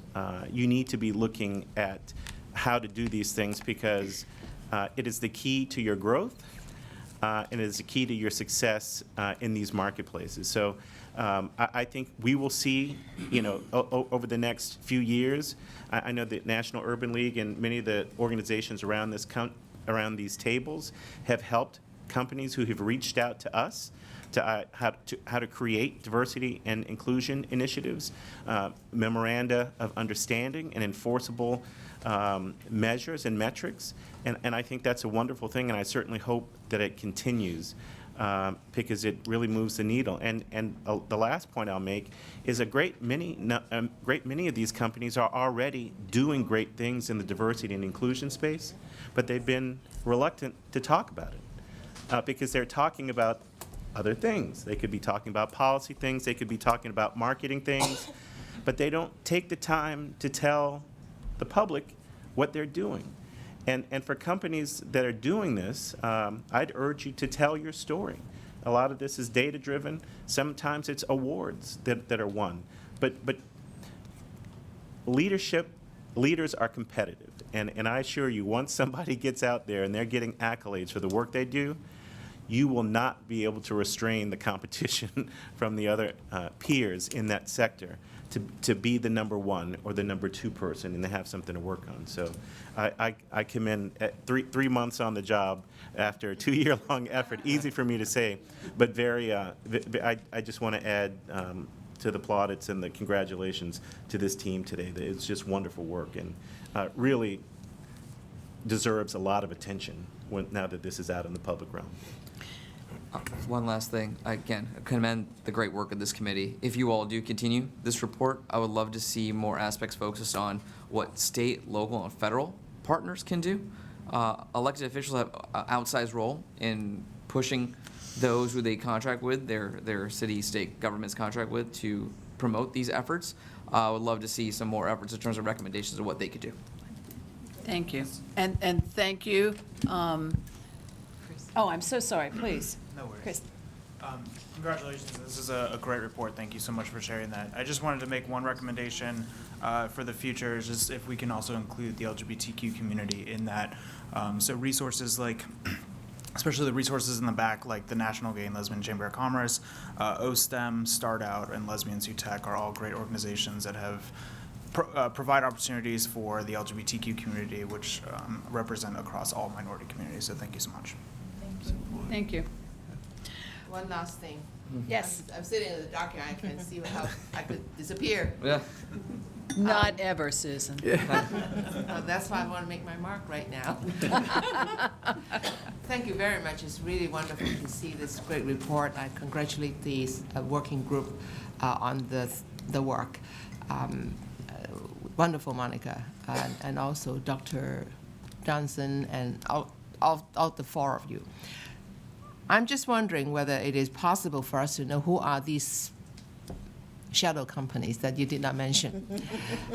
It would be great for us to know, because there are only so many tech companies, and I work with them all, and I know the background and why they get to where they are today, because they were sued for sexual harassment. That's how it all got started a few years ago, starting with Uber.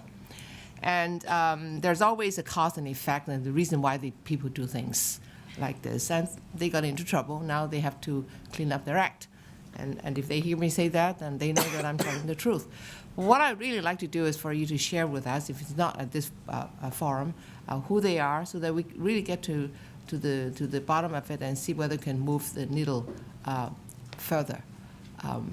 The tech company may not be regulated now, but nevertheless, many of them are in California, and some of the telecommunication companies here in California are subject to the thumb of the CPUC in California. I don't know whether there's any way to bring them in so that they would be more compliant or more open to what they are doing. And I can say that from my experience working with corporations, and they give you all these wonderful graphics and numbers, but you got to go deep dive into those numbers. And you talk about billion-dollar roundtable. I have a lot of skeptical opinion about how they came with the numbers. So you did a good job on that. I encourage you to really get really deep down into their claim of $1 billion. Are they sustainable? I don't even think the sustainable is the right question to ask them now. Are you there to this year? Are you actually doing business, $1 billion a year business with diverse companies? Or are you just committed to doing that, which is what they've done? They start off by saying that any corporation who has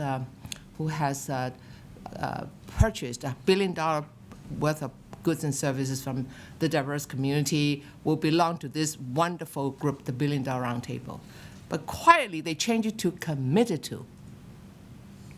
That's quite interesting. So what I'd like you all to do is to really examine their activities and bring the truth out. Otherwise, the diverse community will always be under the radar, will always be trying to struggle to rear their head and get to the top, like they should, on the merit. Well, I think these are good suggestions for the next group to work on, and guidance to provide them from this group to the successor. And I'd like to join this group in the coming year. So, thank you. Are there any more questions or comments? Would the group like to make a recommendation to the full committee to accept your report and move it on to the chair? Yes, Madam Chairman, we would. Thank you. So moved. Thank you so much. Do I have a second? Second. Thank you. Is there any more discussion? Yes, sir. Monty Taylor, Com Daily. Ms. Flippin, you didn't say whether you were going to release the names of the companies as this lady asked. Are you going to do that? Can I try that one? Yeah, either of you guys. Certainly. Yeah, Madam Chairman.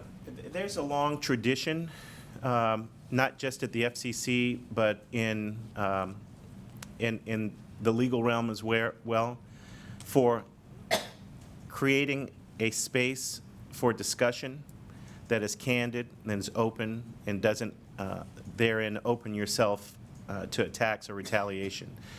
When I was a staffer here in the late 90s and the commission was trying to figure out Would it regulate broadband communications as a telecommunication service or as an information service or something else?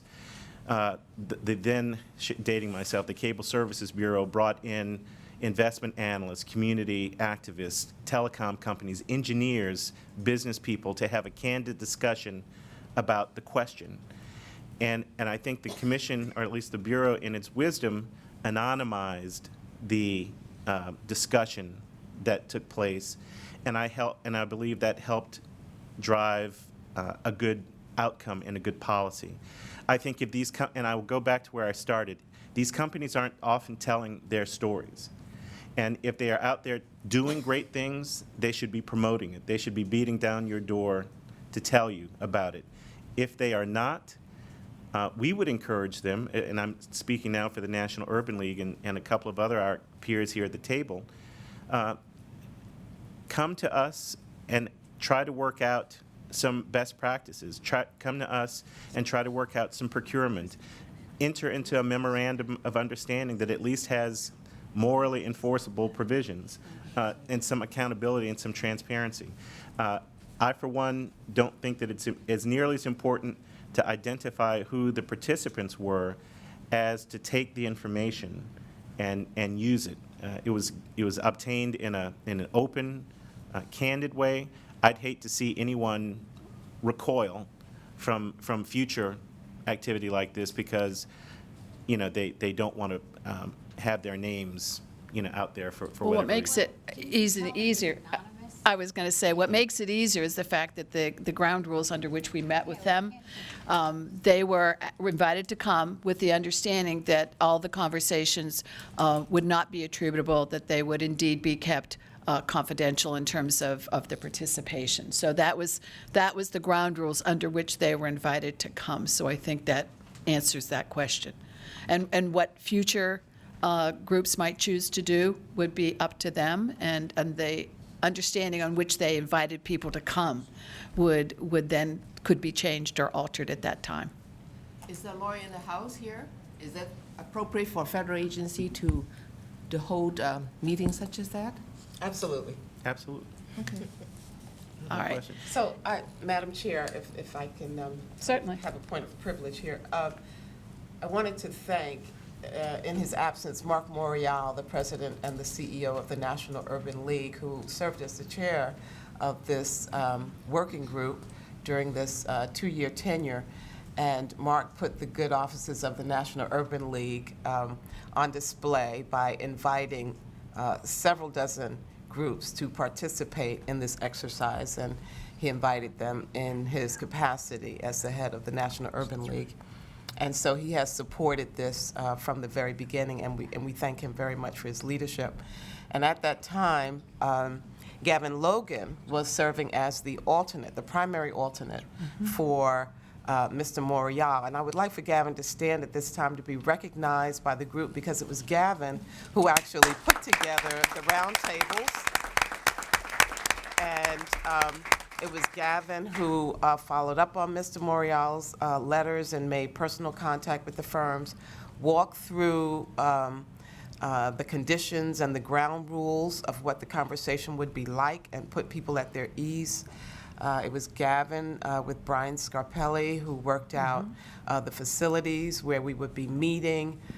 It was Catherine Abernathy, our former dear FCC commissioner, who worked very closely with Gavin to establish the questions and kind of the flow of the conversation. And Gavin just made sure that we got the sort of quality product that we needed to do this case study, as Marita excellently refers to And the it. level of the people that came and participated, which you saw. That's right. Which also was important. And after we actually had the roundtables, Gavin then set about helping to establish the drafting of it. And we appreciate his work so much.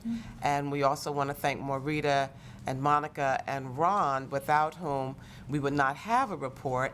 And I can tell you it is extremely difficult to collapse that much data by 3 people who are otherwise occupied in different jobs. Who have day jobs. Right. This is not what they do for a living. Right. And so I'd like for us to properly acknowledge these members as giving the best of their efforts to this report. Yes. If there's no further conversation, then I'd like to call the question. All in favor of submitting this report for consideration by the chairman and the commission going forward, please say aye. Aye. Opposed? Then we have unanimously moved this report to the chairman. And again, it was a wonderful effort, and thank you. And I know that many of you traveled to California to do it, and it was an all-day affair, and it was a considerable amount of effort, and then condensing it into this was so important. So thank you all for a great effort. All right, thanks so much. All right, but that's just one of the many wonderful things that has come out.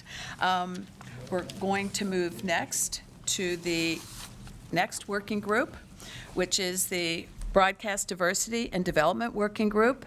Henry Rivera, the senior advisor from the Emma Bowen Foundation, has been its chair and has worked diligently to lead that group.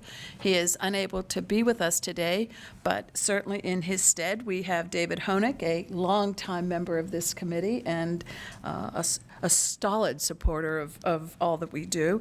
And I would ask David if you would be so kind as to provide the report for this group. Thank you, Madam Chair. Mr. Rivera extends his apologies for being unable to attend this meeting. I served as the rapporteur for the group. On March 7th, we held a symposium all day called Exploring Strategies That Have Advanced Media Diversity. There were 8 substantive panels, and we're going to hear from moderators or representatives of each of those panels today with a summary of what was discussed and recommended by the speakers. The first one we're going to hear from actually was the last one at the end of the day because our representative has to leave early. It is entitled Success Stories from Organizations Whose Mission It Is to Foster Minority and Women Entrepreneurs. The moderator was Marcellus Alexander, president of the NAB Education Foundation.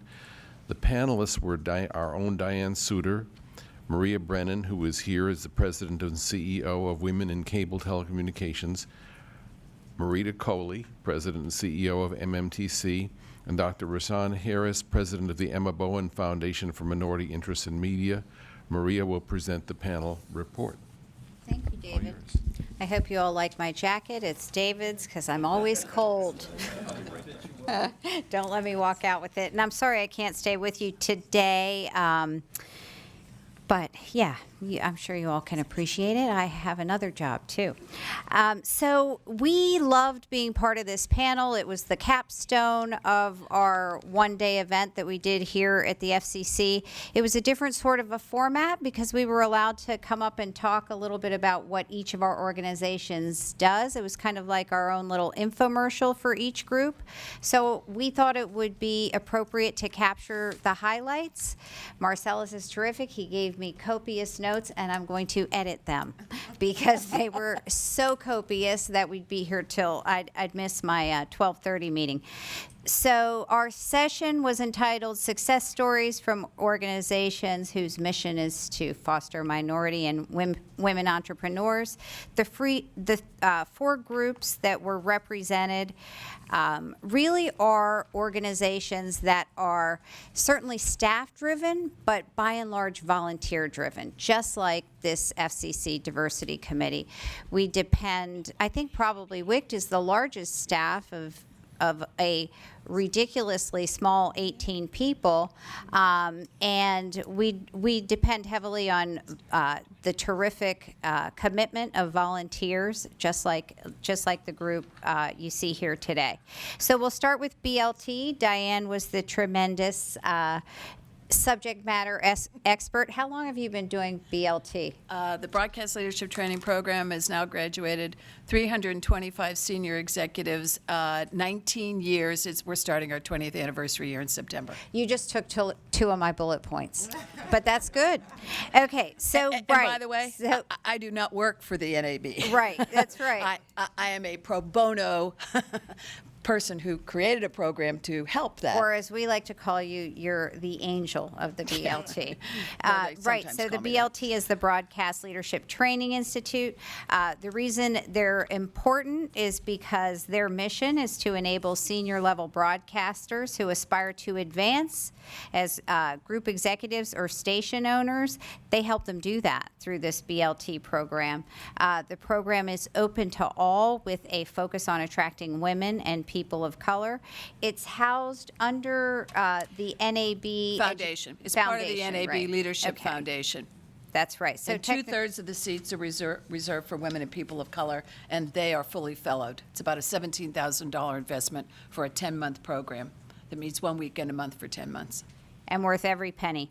There are Diane mentioned earlier, 325 graduates, 51 own or have owned stations, 2 have become group heads, 65% have been promoted 1 or more times, and 9 have served on the NAB board. Yes. So all of these things, one of the things we heard as a best practice is to develop leaders, and all of these organizations set out to develop leaders, and here's a tremendous example of that. It gets really to the core of what we do.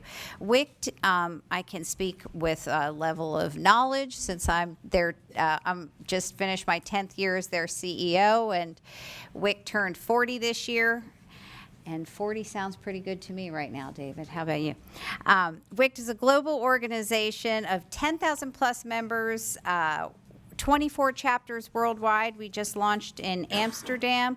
We're all about creating women leaders because we believe that when you have more women in media and tech companies, the direct beneficiary of that is the consumer. So we offer leadership development programs, and as I mentioned earlier, we commission original research. We also showcase other individuals' original research. And we don't cherry pick the research. We put it all up there, and I can tell you, again, there is nothing in that data that says D&I is bad for business. Quite the opposite. It's really good for business, and there are all kinds of stats that tell us that. WICT launched a progressive PSA campaign. You can look it up, called under the hashtag Lead With More. It's to get more women to think about media and tech as a career opportunity, because we'll take any help we can get, all of us in this room, to recruit a diverse workforce. And our flagship program, similar to BLT, is the Betsy Magnus Leadership Institute. It celebrates 25 years this year, and we just celebrated our 1,000th graduate. Yay! Next is the fantastic MMTC, Multicultural Media Telecom and Internet Council, MMTC. And we have the fabulous Marita, and I just have to say, what a great job you all did with that committee. It's like a full-time job, right? So MMTC has a long history. You might know a little bit about it, David. As champions of diversity, inclusion, and equal opportunity by supporting strategies and innovative policies that benefit multicultural consumers, entrepreneurs, and community-based organizations. I have 2 other bullets, but Marita, did I get that right, or did Marcellus get that right? Okay, great. MMTC, gosh, everybody who knows them has the utmost respect for them. They've been instrumental in assisting women and people of color in acquiring broadcast properties through their media broker services. That's a hugely respected and successful initiative. Their services include asset acquisition support, transaction completion, market research, regulatory strategy, and intervention, among other areas. You have a relatively small staff, so you do a lot with a little, but you also have some tremendous volunteers working with you, like Henry, right? He's still, yeah. Our board chair, And the fabulous Dr. Johnson. So congratulations, and that's what they're bringing to the marketplace to try to support D&I and minority ownership. Last but not least is the Emma Bowen Foundation, or EBF. Rasan was unable to join us today. They're celebrating their 30th anniversary, I think, today. So he had good reason to miss. But I can tell you that we work really closely with the Emma Bowen Foundation at WICT. They have developed 3 program tracks for their fellowship program. They're all about recruiting interns into the industry. So their tracks include business content and innovation. They have achieved a footprint across the U.S. for student placements, and in 2018, their applicants represented 47 states with interns placed in, 47 interns placed in 24 states. Pretty amazing. Over the years, they've placed 1,300 interns, 900 alumni, and more than 5 million, distributed more than 5 million in scholarships since 2012. So that was our contribution to our day-long symposium, and I'm happy to answer any questions, or in your collateral, we point you to our website if you want to know more. Madam Chair? Thank you. I'm sorry, David? Thank you. Do I have to give your coat back? I'm leaving. Bye. You can keep it. Kmart special. So we had 7 other panels. I'm going to go through them, and each there's some that we did. I'm going to read you the reports, and some that we have the presenters here. The first one is called Success Stories from Pioneers. Our moderators were Sherman Kizart, Managing Director of Kizart Media Partners, and Suzanne Gowerty, Director of MMTC Broadcasting, LLC. The panelists were Steve Roberts, who is here today, President of Roberts Radio Broadcasting, Raul Alarcon, Chairman and CEO of SBS, Russell Perry, Founder and Chairman of Perry Publishing and Broadcasting, and Johnny Shaw, Founder and CEO of Shaw Broadcasting, LLC. These pioneers shared their insights and their entry into the broadcasting industry, their business strategies for operating effective broadcast firms, and their projections for maintaining their success in a highly competitive media ecosystem. I want to encourage everyone to watch the web stream or read the transcript of the symposium. I'm just going to give you some of the recurring themes. This is actually, it turns into what you could look at as a high-quality oral history of broadcast pioneers. If there's a historian here who wants to start to develop a systemic oral history of minorities in broadcasting, this would be a good place to start. Here are some of the panelists' recurring themes. Most of their companies were born in the late 1970s and early 1980s as part of a wave of companies that came into being because of an incentive program, the Minority Tax Certificate Policy, which was in effect for 17 years from 1978 to 1995, during which it quintupled minority broadcast ownership. The primary obstacle facing minority broadcasters then and now remains access to capital. That obstacle is complicated by the fact that broadcasters don't own their licenses. Consequently, going into a local commercial financial institution and asking it for millions of dollars in financing often required very high self-confidence. One way that the speakers suggested, persuading a local bank to finance a new broadcaster who has no collateral, is to appeal directly to the bank board, explain the economics of the radio business, and show that the station's loyal listeners, often underserved people of color, are or could become the bank's best customers.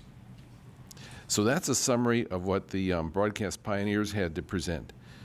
The second panel is called Success Stories from Today's Radio Entrepreneurs. The moderators were Sarah Lomax Reese, President and CEO of Word WURD Radio in Philadelphia, Michelle Duke, Vice President of the NAB Education Foundation, and the panelists were Dr. Namisha Shukla, CEO of South Asian Broadcasting in northern New Jersey, Pedro Zamora, President of Zamora Entertainment in Detroit, Chesley Maddox Dorsey, CEO of American Urban Radio Networks in New York City, Melody Span Cooper, chair of Midway Broadcasting Group, WVON Chicago, and Mark Lipp, partner in Fletcher, Heald, and Hildreth, and former director of the FM branch and of the Media Bureau here. General takeaways from the radio entrepreneurs. Radio is still a powerful medium for ethnic communities. Immigrant communities are strong radio consumers due to language and cultural connections. Local, independently owned ethnic radio is one of the unique ways to serve and empower racially and ethnically diverse communities because it is interactive, informative, and intimate. The majority of minority broadcasters own AM stations. More needs to be done to support, enhance, and expand the impact and power of AM radio. Access to capital remains one of the most significant barriers for ownership and growth of minority broadcast ownership. Digital disruption is both good and bad for ethnic media broadcasters. It broadens the audience and makes the content more widely accessible, but is also more difficult and expensive to manage. And radio's business model has been challenged by the siphoning away of ad dollars to social media platforms like Facebook and Google. Suggestions from the radio entrepreneurs, and this is a culled down partial list. Please consult the video feed and transcript for additional ones. There were so many. I'll just give you a few. Address the interference issues associated with FM translators. Beyond interference, address the serious challenges associated with access to FM translators by AM owners, particularly in large markets. It was suggested that the Commission consider repealing the rural radio policy, which inhibits stations located on the urban fringe from moving closer to the heart of a large city where minority audiences generally predominate. It was also suggested that Nielsen should do ratings differently for ethnic radio stations because in the current system, ethnic media owners find it difficult to compete in the advertising front even when they superserve their audiences. And finally, that the U.S. government, it's noted, is the #1 advertiser in the country, but those monies don't filter down to local radio stations. There should be a focused effort where taxpayer dollars for government-supported advertising campaigns should be spent on radio stations that serve local communities. And that's a summary of Panel 2. Panel 3 was called Success Stories from Today's Television Entrepreneurs. The moderator was Dr. Nicole Turner-Lee, a fellow at the Brookings Institution.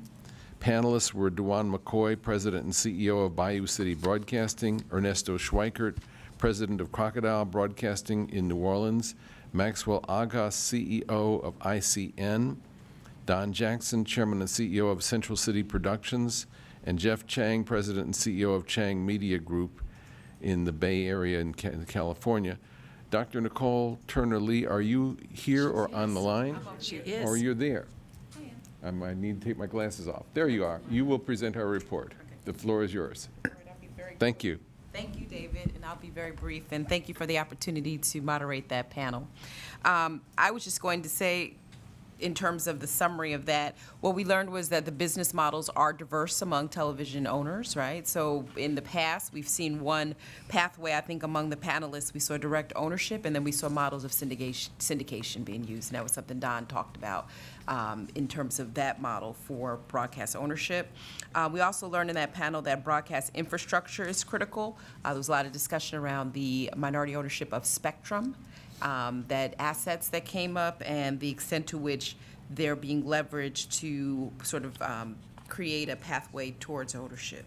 And then the final lesson I think that came out of that panel was around the potential challenges of OTT and what that looks like when we look at traditional television ownership. Access to capital was also mentioned as a significant barrier. But what was very interesting about that whole panel is that everybody had a different pathway. And so they could have talked for hours, if you all remember, about the different ways that they got there and what they thought was important. I would say that the formal recommendations that came out of that panel were that we need to reinvigorate the tax certificate program because access to capital continues to remain a barrier to television ownership. We need to find pathways for spectrum ownership for minority broadcasters. That's a conversation that, and particularly with one of the panelists, was really important in terms of being able to own some spectrum to start his station, and the fact that we still have limited and restricted access to spectrum is critical as access to capital, of lacking access to capital.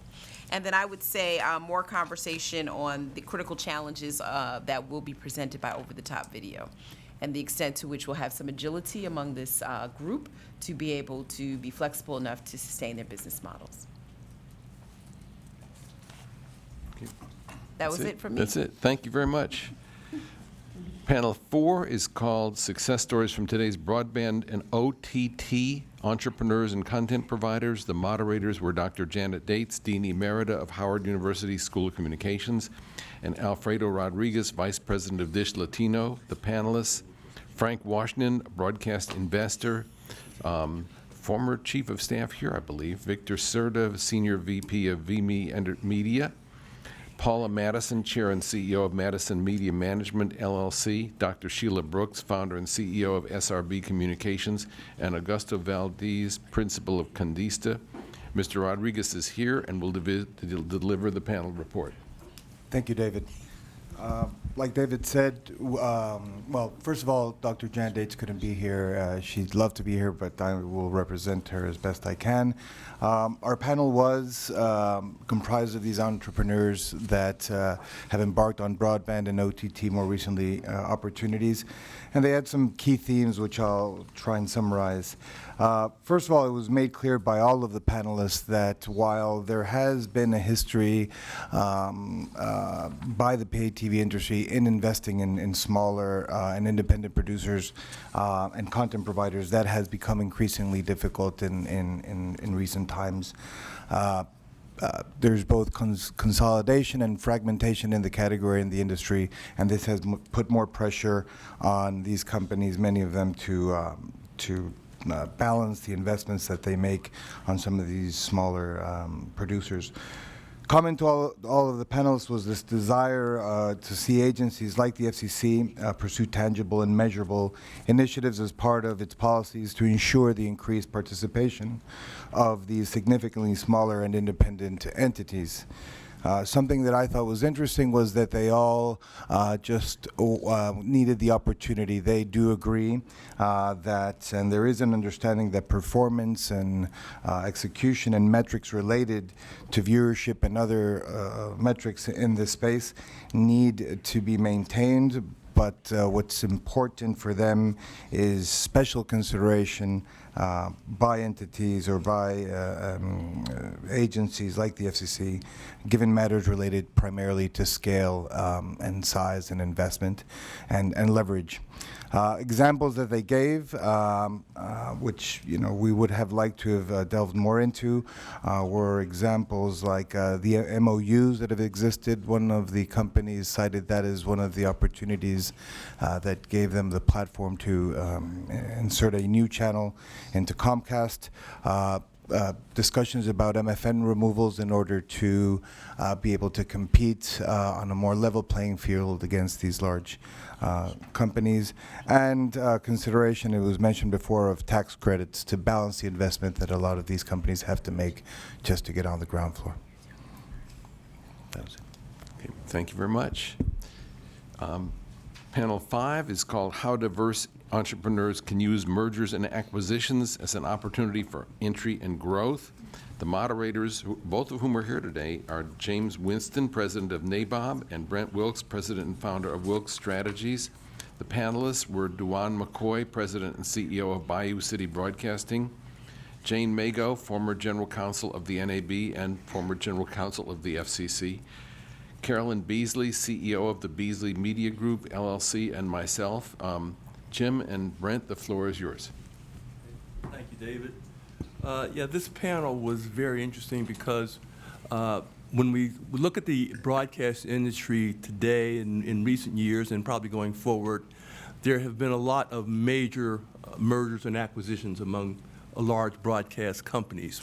And one of the side effects of that has been that in some of these instances, those mergers result in companies being in a position where they are not in compliance with the FCC's ownership limits and have to spin off stations in those mergers and acquisitions. So what we looked at in this panel was how can entrepreneurs look at that process as an opportunity for entry into the industry. One of the principal points that was made about this is that when we're talking about these mergers and acquisitions, if they're spinning off, if there's one of these major companies spinning off a property, that property is usually going to be a high-quality property because the major companies put a lot of money into developing and maximizing the income potential of their properties. So that if you get a chance to be the recipient of a spinoff, it can be a very valuable property that you get a chance to get your hands on. I think one of the main points too is that, and this kind of echoes a theme we've heard all day today, is that the auctions are viable for both the sellers and the buyers. The buyer benefits by having been allowed to participate in these bid on these properties, which oftentimes don't even get publicized, and so it's an opportunity to get in and have a chance to bid. But the seller also benefits because they have more bidders. They're going to get higher prices for their property. And we think that it's an advantage in getting the approval process through as well. So there's some benefits here. And I just want to emphasize, and again, so you know, almost every panel we've heard today is talking about how diversity really actually enhances the business opportunities for the companies that have a good practice there. And one of the unique properties of this panel was that we had Dewan McCoy as a panelist, and Dewan has become pretty much a superstar in the broadcast industry in recent years. I should point out, first of all, that he's a graduate of the Broadcast Leadership Training Program, which Diane likes to point out on the regular. Dewan has, over the past 5 years, purchased 4 television stations, 2 of which were, one was a CBS, one was an NBC, CW, and I believe one more, I think, was also in that mix. And he's purchased those stations. Since we had the symposium, he's now got another station that he got as a spinoff from Nexstar. That's right, and that's going to be in Indianapolis, which is Dewan's hometown. So he's very excited about acquiring that station. And we're talking about stations that he acquired and for $30 million for the first 2, $40 million for the second 2, and $42 million for the one he's buying in Indianapolis. So for those of us in the broadcast industry, that's a superstar track record in recent years. We're looking at, as was pointed out earlier, the average African-American broadcast station owner is the owner of an AM radio station, maybe an AM-FM combination. We've got, of course, we have Urban One, which has 50 radio stations around the country. They're a superstar company too, but by and large, in the television realm, Dewan stands out as a leader. So it was very important to have his input on this subject. And You buried the lead, Jim. Beg your pardon? He buried the lead. Dewan has just sold 2 of those markets for $168 million. That is also part of the story. The two that he bought for $70 million, he now has gotten FCC approval. The assignment has already been approved to sell those stations for $165 million. Yeah. So you know this. Life is good for Dewan, as I think. That's right. That's right. It's working for Dewan. Right. But it should be noted, he came through that program.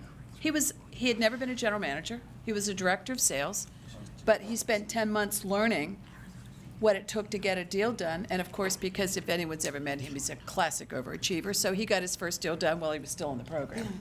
Yeah. Yeah. Well, I mean, Dewan's story, it's a wonderful story that I love to tell. Because As does he. When he decided he was going to go into ownership, he was working for a large television station in Houston, and it had $90 million a year in gross revenue. When he got there, he took it to $150 million a year in gross revenue, and he said, I can do this for Dewan. And that's how it began. So he bought his first group of stations in West Texas for $3 million, sold them a few years later for $18 million, and the saga began. So when we looked at what Dewan had to say, it had extra weight.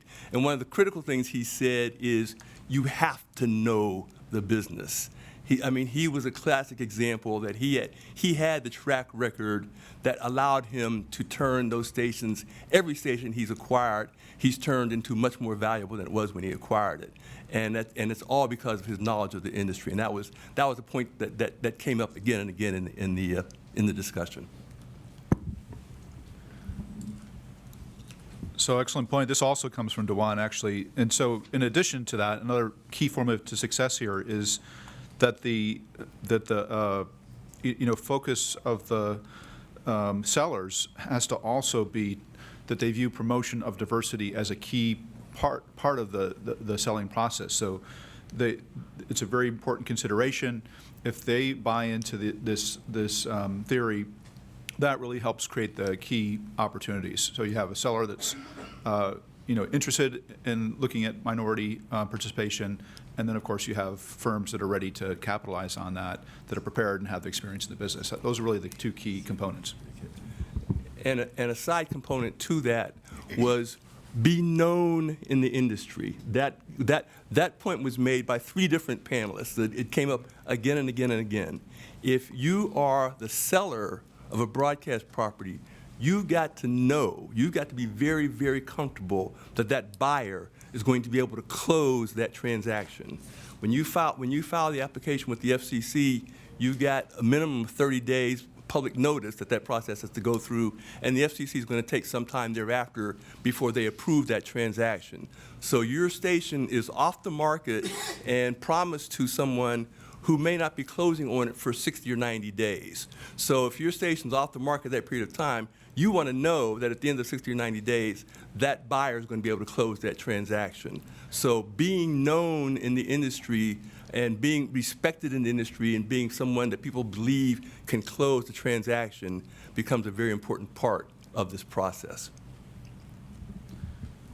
And I think along with that, you have to be prepared. So when that opportunity presents itself, the diverse entrepreneur has to have a really good team that they've surrounded themselves with, lawyers, accountants, engineers, financiers, folks who can really put the package together very quickly and execute. And one of the points that got made again and again and again is we have to keep getting the message out that it's important for the industry to know that we are looking to have these transactions, that we have buyers who are capable of completing transactions, and the people in the C-suites need to know that that's an important possibility for them. As we're talking about diversity and inclusion, they need to know that one of the things that they can do is help create more owners in this industry by being aware that there are buyers out there available to do that. Another key point that the panelists made was that government policies are really critical to help promote diversity of ownership. So the efforts to bring the tax credit, the tax certificate, really haven't been successful up to this point, but they're hoping that the focus now on creating new opportunities for diverse ownership are important. They're hoping that the incubator policy will be successful, but we think that the more that the FCC places a focus on diversity of ownership, the stronger the case will be for these types of transactions to get done.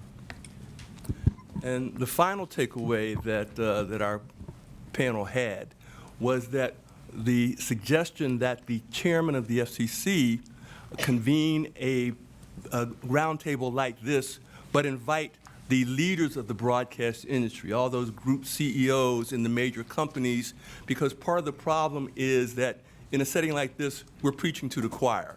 We're talking to people who are committed to and understand diversity and inclusion, but as we've been talking about, there's a lot of lack of information in the C-suites in our industry. And so the idea was that, we are all here because the chairman of the FCC invited us to be on the Diversity Advisory Committee. If the chairman of the FCC invited the heads of the broadcast industry to be at a meeting, they likewise would attend. And so that was the big takeaway. We thought that getting the leadership of the broadcast industry into a room like this and hearing some of the things that we have to say would be a great step forward. That concludes our report. Thank you. Okay. Thank you.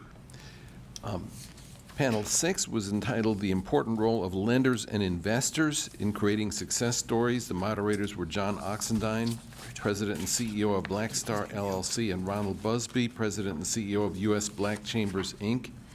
The panelists were Dina Myers, Research Director of TMT Kagan, Garrett Kamanji, Senior VP of Media and Communications Division of U.S. Bank, Daniel Damon, Managing Director, Loan Capital Markets of U.S. Bank, and Brian McNeil, Managing Director of Alta Communications. Here are some of the main points made by these lenders and investors. Good relationships in the industry are crucial, as well as in the local community with local banks, organizations, and politicians. You must prove the concept, build a track record of success to potential creditors, and then scale the concept. Analytics are critical. You must know what kind of capital you want. Because barriers to entry are lower for over the top, there's more competition and you need to work to stand out. Your deals must be sustainable. Make sure you deal with investor groups that won't undercapitalize the business. Use sophisticated media-savvy banks. You need sufficient equity to weather storms, so you may need to consider giving a larger stake to someone else to finance you, and have an equity partner that is supportive of your transaction. A lot of mid-sized deals now involve media-centric organizations and local banks where the company is going to be headquartered who want to do business with companies in their markets. In this marketplace, look at specific audiences and specific programming that sponsors are interested in reaching. Ancillary businesses that seem to have a lot of upside, like digital and OTT, are being done in traditional media companies because those established companies have the financing and the existing audiences to which they can be promoted. There's opportunity for targeting smaller communities that aren't the focus of larger companies, and there are also opportunities for strategic partnerships with larger companies to complete, not compete. And finally, the last panel we have to report on today is called The Important Role of Incubators and Mentors in Creating Success Stories. Our moderators were Orlando Rosales, president of Media Vista Group, Dr. Ronald Johnson, who is here, advisor for the WIA. The panelists were Jeff Smulyan, chairman and CEO of MS Communications, Brian Lawlor, president of EW Scripps TV Station Group, and Kim Guthrie, president of Cox Media Group. Dr. Johnson will present the panel report. Thank you, David. So we came away with a general consensus, and that general consensus is that the FCC Incubator Program will create more market interest opportunities for sustainable, diverse owned and operated radio stations. And so we all agree that it was a great program. That's an objective that we think it will obtain over time. But there were nine major takeaways that I'd like to share with you very quickly. First of all, some radio companies are currently mentoring diverse radio stations via their internal programs and initiatives, to James's point.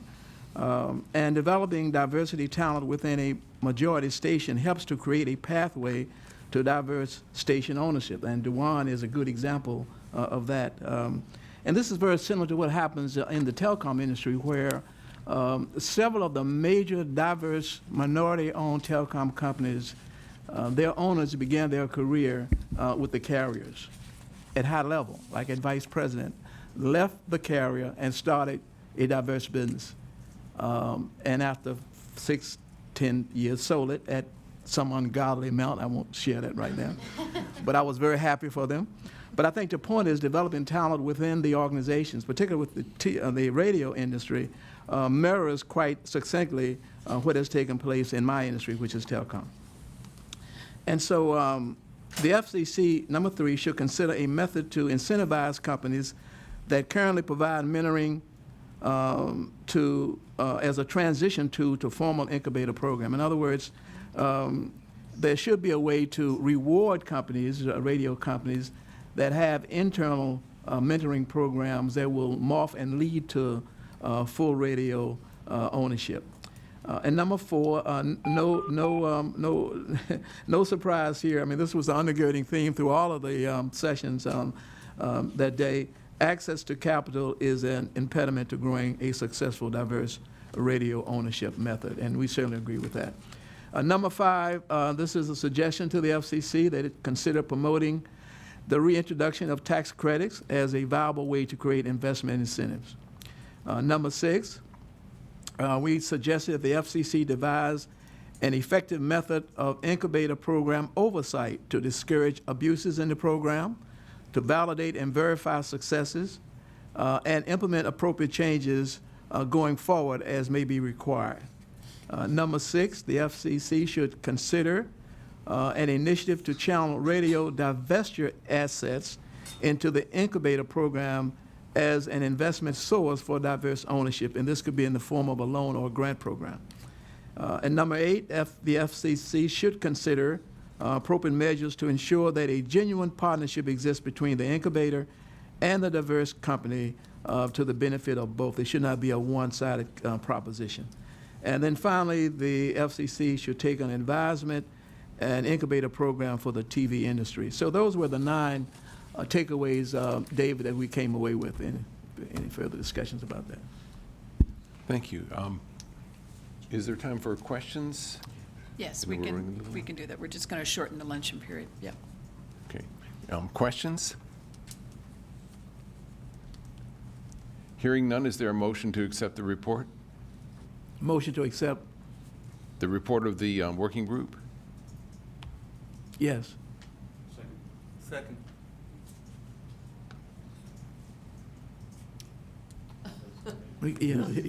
Yeah, I don't know that we actually have to have, because this was really a report of the symposium. Right. But all the recommendations have been noted and are in the record. So You just noted then, okay. Yes, thank you. That's Thank you, fine. though. I Point of order. appreciate Yes. that. Point of order. And again, it was a very full day, and we certainly had a lot that went on, and many of you here were active participants, and I thank you for that. And we're also responsible for helping get many of the panelists, and I think it was a very full and informative day, and the chairman actually addressed the group to begin, as did Commissioner Stark. So we had a really robust day, so thank you all for that. And as an update, on the table back there, you will find the public notice. The incubator program is now, as of 2 weeks ago, up and running. So we are encouraging all of you to use your contacts and let people know. As you know, it is currently radio only until we get the program up and operating, but we're actually ready to go. So I would ask each of you, if you know of a company or an individual, it's time to start making this program effectively operating. So thank you all for what you've done to get it to this point. And I think one of the best things to come out of this particular working group has been, and this group as a whole, has been the recommendation on the incubator program. And I think we can say from when we started to where we are now, it exists. It's up and running, and so it's encouraging for all of us to see that we have said something so important had come out of this. So with that, I don't want to keep you between now and those box lunches, which you've been eyeing, because I'm 7 minutes over. So I'm going to ask that we come back at 1:30 still, and we'll look forward to seeing you all back at 1:30. Thank you very much. And again, thank you, Anna. Thank you, Wiley Ryan. We so appreciate it. Yes, thank you.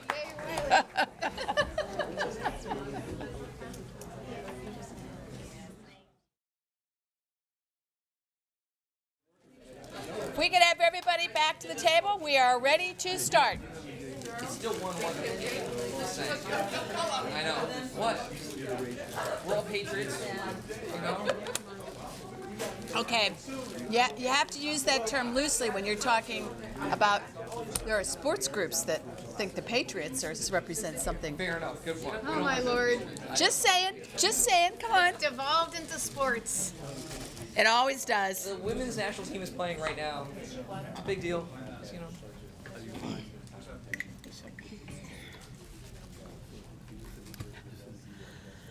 All right, if we could call the meeting back to order, please.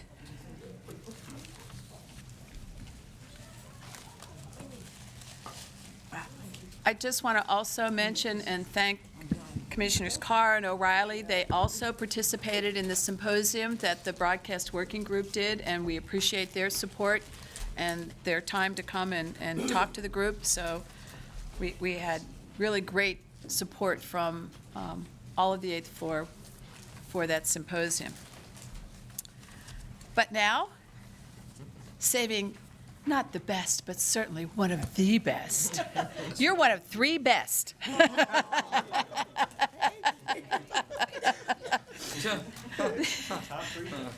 Yeah, absolutely. They are absolutely in the top 3 best. Now we're going to turn our attention to the Digital Empowerment and Inclusion Working Group, which has been headed by the incredibly capable and diplomatic and able to organize many disparate and divergent groups into one united front. So, yes, Heather, would you please report for your group? Yes, thank you. Thank you, Madam Chair, Vice Chair, Commission staff, and members of the committee, and members of the public. I'm pleased to begin the Digital Empowerment and Inclusion Working Group's report. When I learned that we were speaking immediately after lunch, I went online and researched for advice on how to re-engage people after lunch. And I learned a lot of very interesting stuff. I was told that I need to watch out for those that fall asleep. And if they're not here, check the bar. Does the FCC have one of those? And I also learned that, and I quote, if you aim to get an audience at full attention, don't come after lunch. So, however... They didn't know how exciting your report was going to be. However, my experience from the past 2 years of working with this very capable and dedicated individual lets me know that they're going to be fully engaged for the rest of the day. So I appreciate everybody's time. I feel like if I begin by preaching about the digital divide and the statistics, I'll be preaching to the choir. And so I'm going to go ahead and move on from that. As I would like to reiterate that bridging the digital divide is really central to providing opportunities for all Americans. As Chairman Pai stated in our inaugural meeting, all Americans should have the opportunity to participate in the communications marketplace, no matter their race, gender, religion, ethnicity, or sexual orientation. Today, every aspect of our lives is impacted by access to broadband and related technologies. It is therefore very heartening for me to see the bipartisan support for broadband-related legislation, and also for the numerous programs that are being launched to make sure that people, particularly people in rural areas, will get access to broadband. Over the duration of our charter as the Digital Empowerment and Inclusion Working Group, we have sought to explore, discuss, research, and pursue ideas that will help to alleviate the digital divide, not only in the traditional sense of broadband availability and subscriptions, but also looking at supplier diversity, as has been discussed by our fellow working groups. We sought to empower diverse business owners by providing a platform for them to meet and engage with people that have procurement and contracting opportunities via our Supplier Diversity workshop that we hosted in partnership with ACBO and the Media Bureau in 2018. I don't know if our presentation is being queued up. Thank you.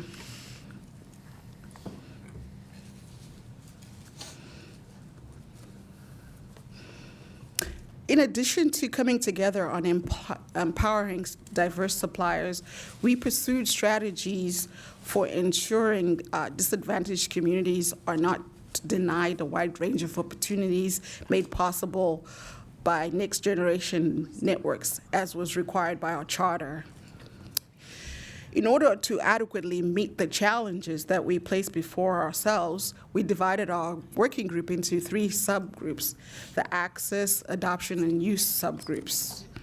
The access subgroup was tasked with looking at matters related to deployment of broadband infrastructure, and today they will share their observations on the imperativeness of universal digital access, the challenge of digital redlining, and we'll share some principles and framework for preventing government-funded overbuilding. With over 21 million people lacking access to high-speed broadband, we feel that this is a very important and timely discussion. The adoption subgroup was put together as a recognition that universal digital access, while it's fundamental for digital equity cannot be achieved without programs and policies that motivate people to actual digital action. That means adopting, especially persons from low-income household, ethnic minorities, older Americans, and the LGBTQ population that often find themselves on the wrong side of the digital divide.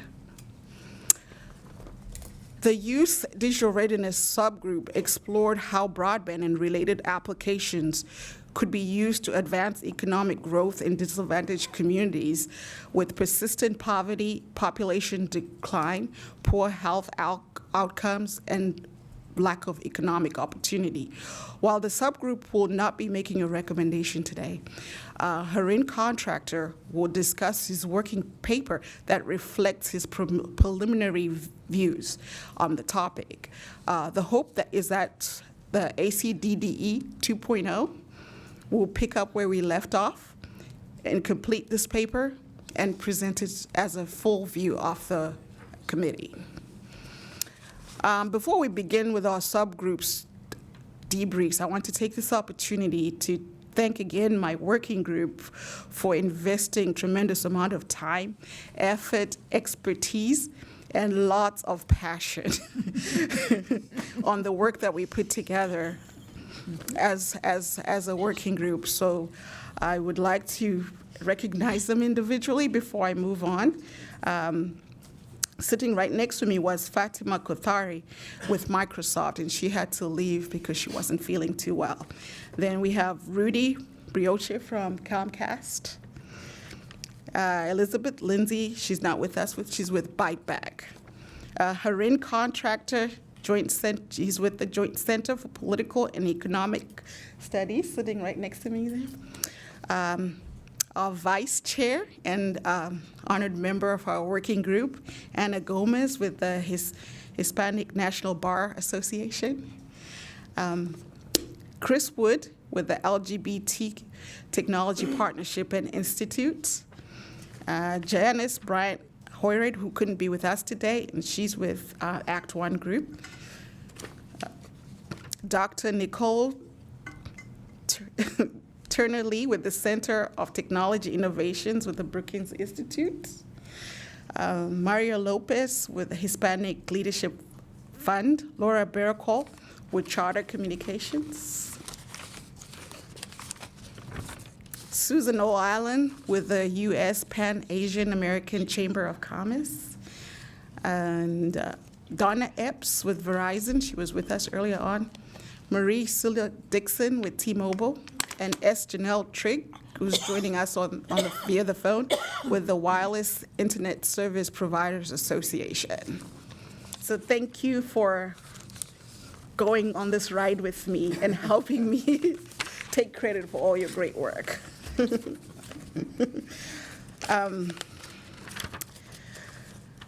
Okay, with that, and I do want to recognize our DFO, Jamila Bess Johnson and Brenda, for their guidance and their leadership.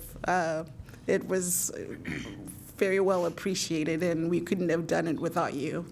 And then, of course, our leader, our fierce leader, Diane Sutter, who often sent me check emails to see if I was still alive. Just supporting you. Very supportive. And Anna, who helped us with reviewing all our documents and making sure that they were in good shape behind the scenes. So that's a job that's often not recognized, but it was very appreciated, making sure everything was consistent. So I appreciate that. That being said, I'll go ahead and start with the subgroup introductions. We're beginning with the adoption subgroup. As I mentioned before. Fatima had to leave because of she wasn't feeling too well. And then Dr. Nicole Turner-Lee also functioned as a sub-lead who helped oversee some of the work that we did with that group. So she will be speaking on behalf of Fatima. The other members of that subgroup include Rudy Brioche, Elizabeth Lindsay, Heron Contractor, Anna Gomez, and Chris Wood. All right. Thank you again to our esteemed and distinguished chairwoman, Heather, for all of your work in herding all of us together to come up with these spectacular reports. And to the Madam's Chair and Vice Chairwomen, we thank you. And to Jamila, we always thank you for what you do. So I'm just going to be filling in for Fatima, and I participated in the conversation on this subgroup. She's left some notes, and I'm going to do my best to share what those notes are. And for the interest of time, I'm also going to consolidate some of those notes so that we can continue to move forward with these presentations. And so the group that I'm representing today is one of the three groups in which I was a member, which was around digital adoption. And the purpose of the digital adoption group was really to convene a set of experts, researchers and experts, to really discuss what does universal digital access look like that ensures the availability of high-speed broadband service to all Americans.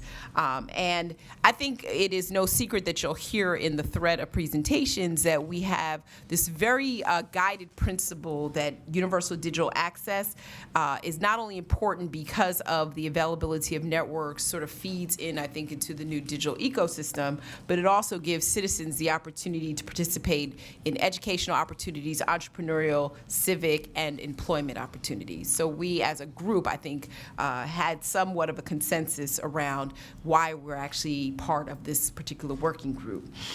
We also, as Heather indicated, see universal digital access as a digital equity concern. So this is not necessarily a claim that we're making universally in terms of it being a human right, but we think that there is something to be said about the convening of this full working group as well, this full advisory and these working groups to look at the concept of digital equity.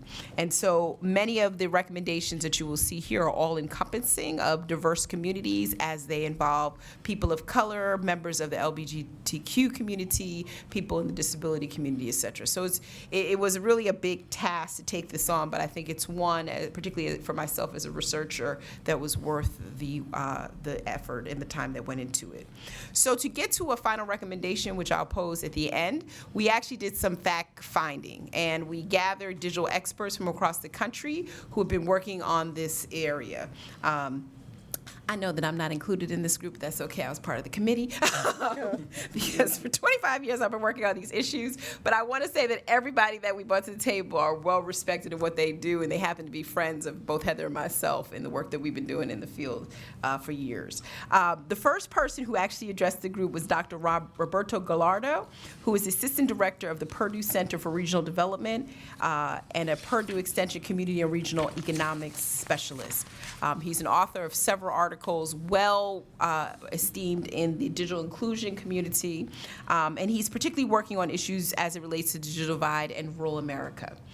One of the questions that we ask every expert that we convene is, what is the digital divide, and how do you define the digital divide?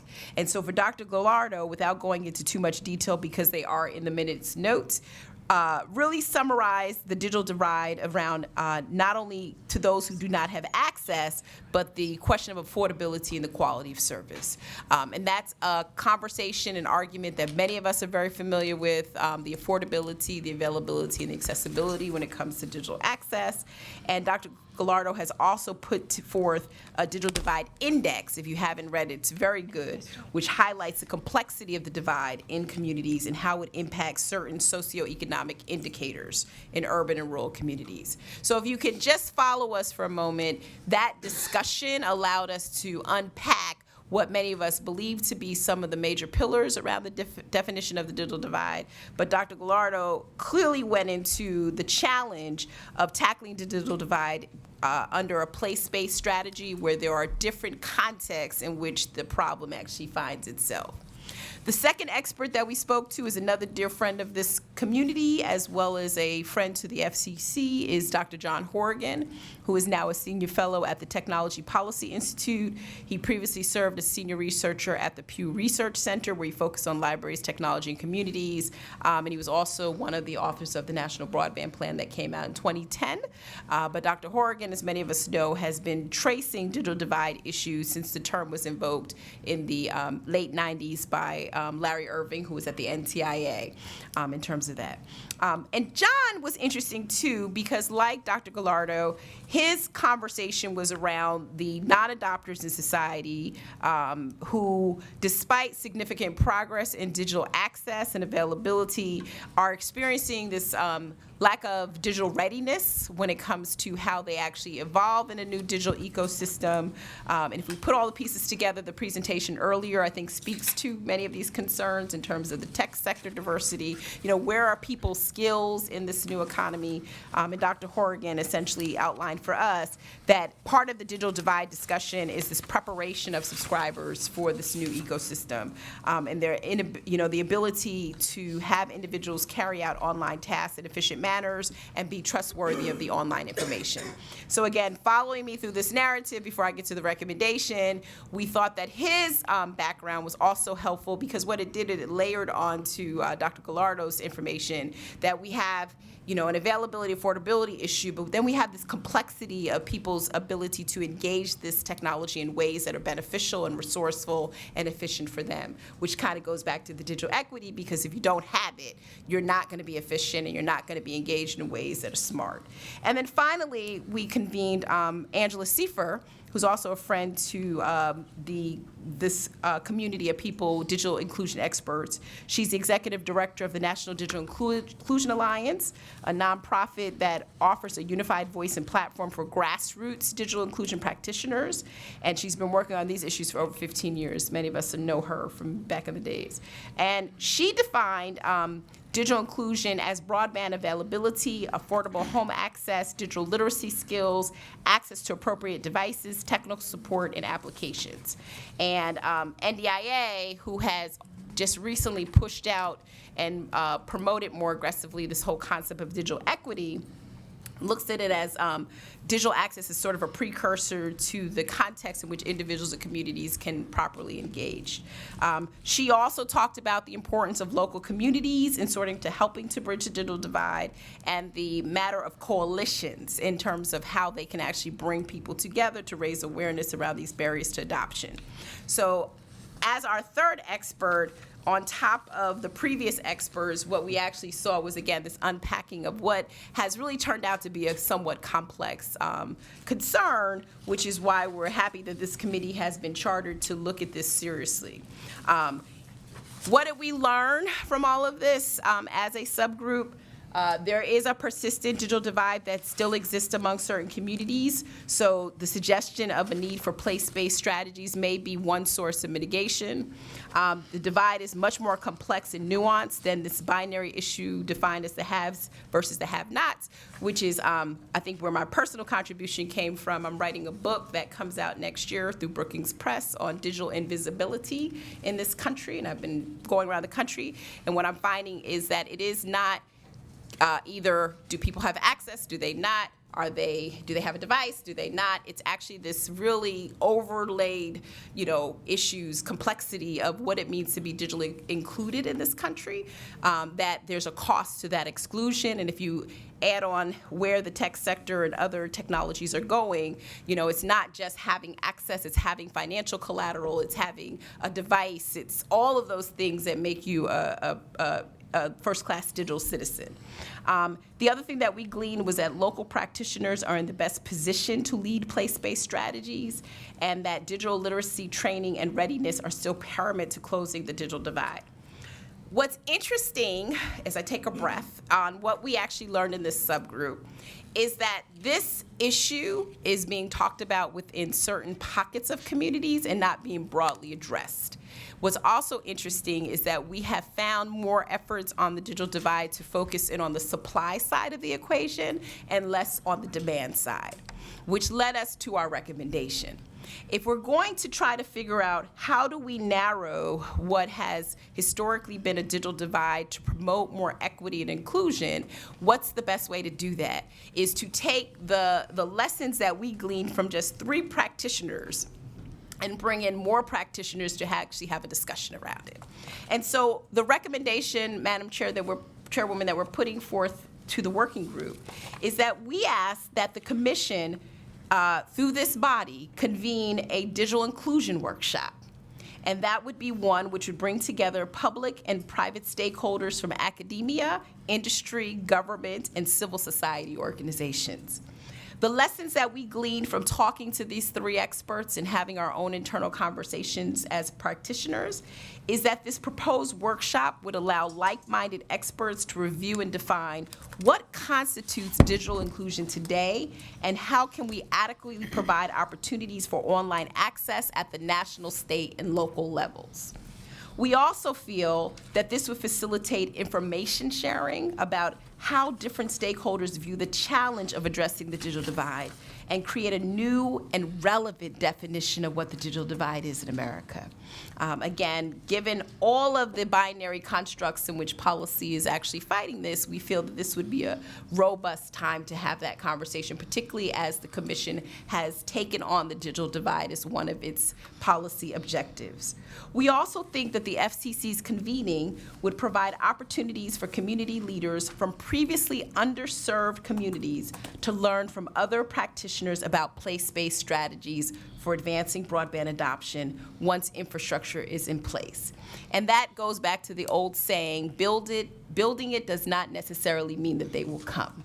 And so we think that there's an opportunity for the FCC to be that convener to broaden those conversations. And we also feel one of the highlights of having these conversations was that it highlighted community success stories in developing and implementing comprehensive digital inclusion plans. And I know that I'm speaking for myself, but many others who have been doing this for about 25 plus years, that this is a problem that just has persisted, but there are many people who are doing a very good job trying to solve this, even members of our own committee. And if you don't mind, I'd like to highlight people like Chris Wood with LGBT Tech, who has his program, which is giving out smartphones to members of the community that have been abandoned, isolated from social services. Heather, in her work, doing her own digital inclusion work in the Midwest. There's a lot of stuff going on. And we feel that the FCC, particularly as this has become a policy pillar, could take this on as a conversation to be done here at the Commission and not one to be done outside of these walls. And so going forward, we'd like to put that forth as a recommendation from this group. We feel that there will be a lot of value that comes out of that, and it will be a public display, I think, of the various actors that the Commission can at least acknowledge is actually vested in making sure that we solve this universal problem. Thank you. Before I ask for a, before I ask for a motion, we have had some technical difficulties with those on the phone, so I'm going to request that those that are on the phone, would you please identify yourself so we can make sure we know you are there. If you're on the phone, would you please say your name again, please? Good afternoon. This is S. Janelle Trigg with Lerman Center. Thank you, Janelle. This is Brenda Villanueva with the FCC. Thank you, Brenda. All right. This is Shelley Blakeney with T-Mobile. Okay, thank you. Anyone else on the phone? All right. Well, welcome back. Thank you. And now we will, if there would be a motion that you would like to make for this this group to consider. Yes. You got the language, Heather? Yeah, I've got the language. Okay, so the Digital Empowerment Inclusion Working Group would like to make a recommendation that the Commission, in partnership with the ACDE 2.0, convene a digital inclusion workshop, which will bring together public and private stakeholders along with people from academia, industry, government, and civil society organization. The proposed workshop the primary objectives of this workshop will be facilitate information sharing, provide opportunities for community leaders from previously underserved communities to learn about digital inclusion, learn from digital inclusion practitioners about place-based strategies for advancing broadband adoption.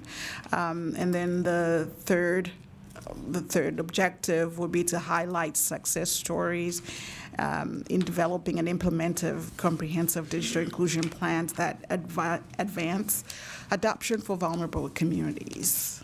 Thank you. And if those of you would like to have it in writing, it's It's right right here there on in that front of you, report. So yes. just so you know what it is we're voting on, it's listed right here. Do we have a second, please? Second. Second. Thank you. Is there any more discussion?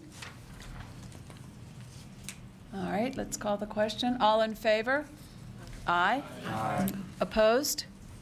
All right, then we have unanimously approved the recommendation, and we will send it forth to the chairman. So thank you very much. Thank you. And please continue. Thank you.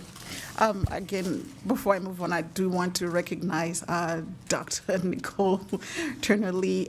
She should have been the fourth expert because because she really helped us to frame the language and articulate the ideas, and she allowed us to preview some of her upcoming book in the discussions that we had. So thank you, Nicole. Thank you very much. Okay, so moving on to the Youth Digital Readiness Subgroup report and recognizing Janice Bryant-Horrid, the leader of the group, couldn't be here today, but we also have Harin Contractor to speak today on behalf of the subgroup and also to present his working paper. Additionally, the other group members include Chris Wood, who, like Nicole, worked with all three of our working groups.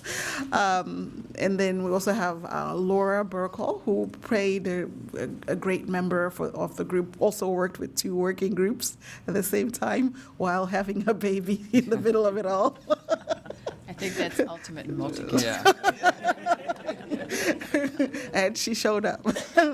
So, Harin, would you like to take what you can? Remote, okay. Thank you.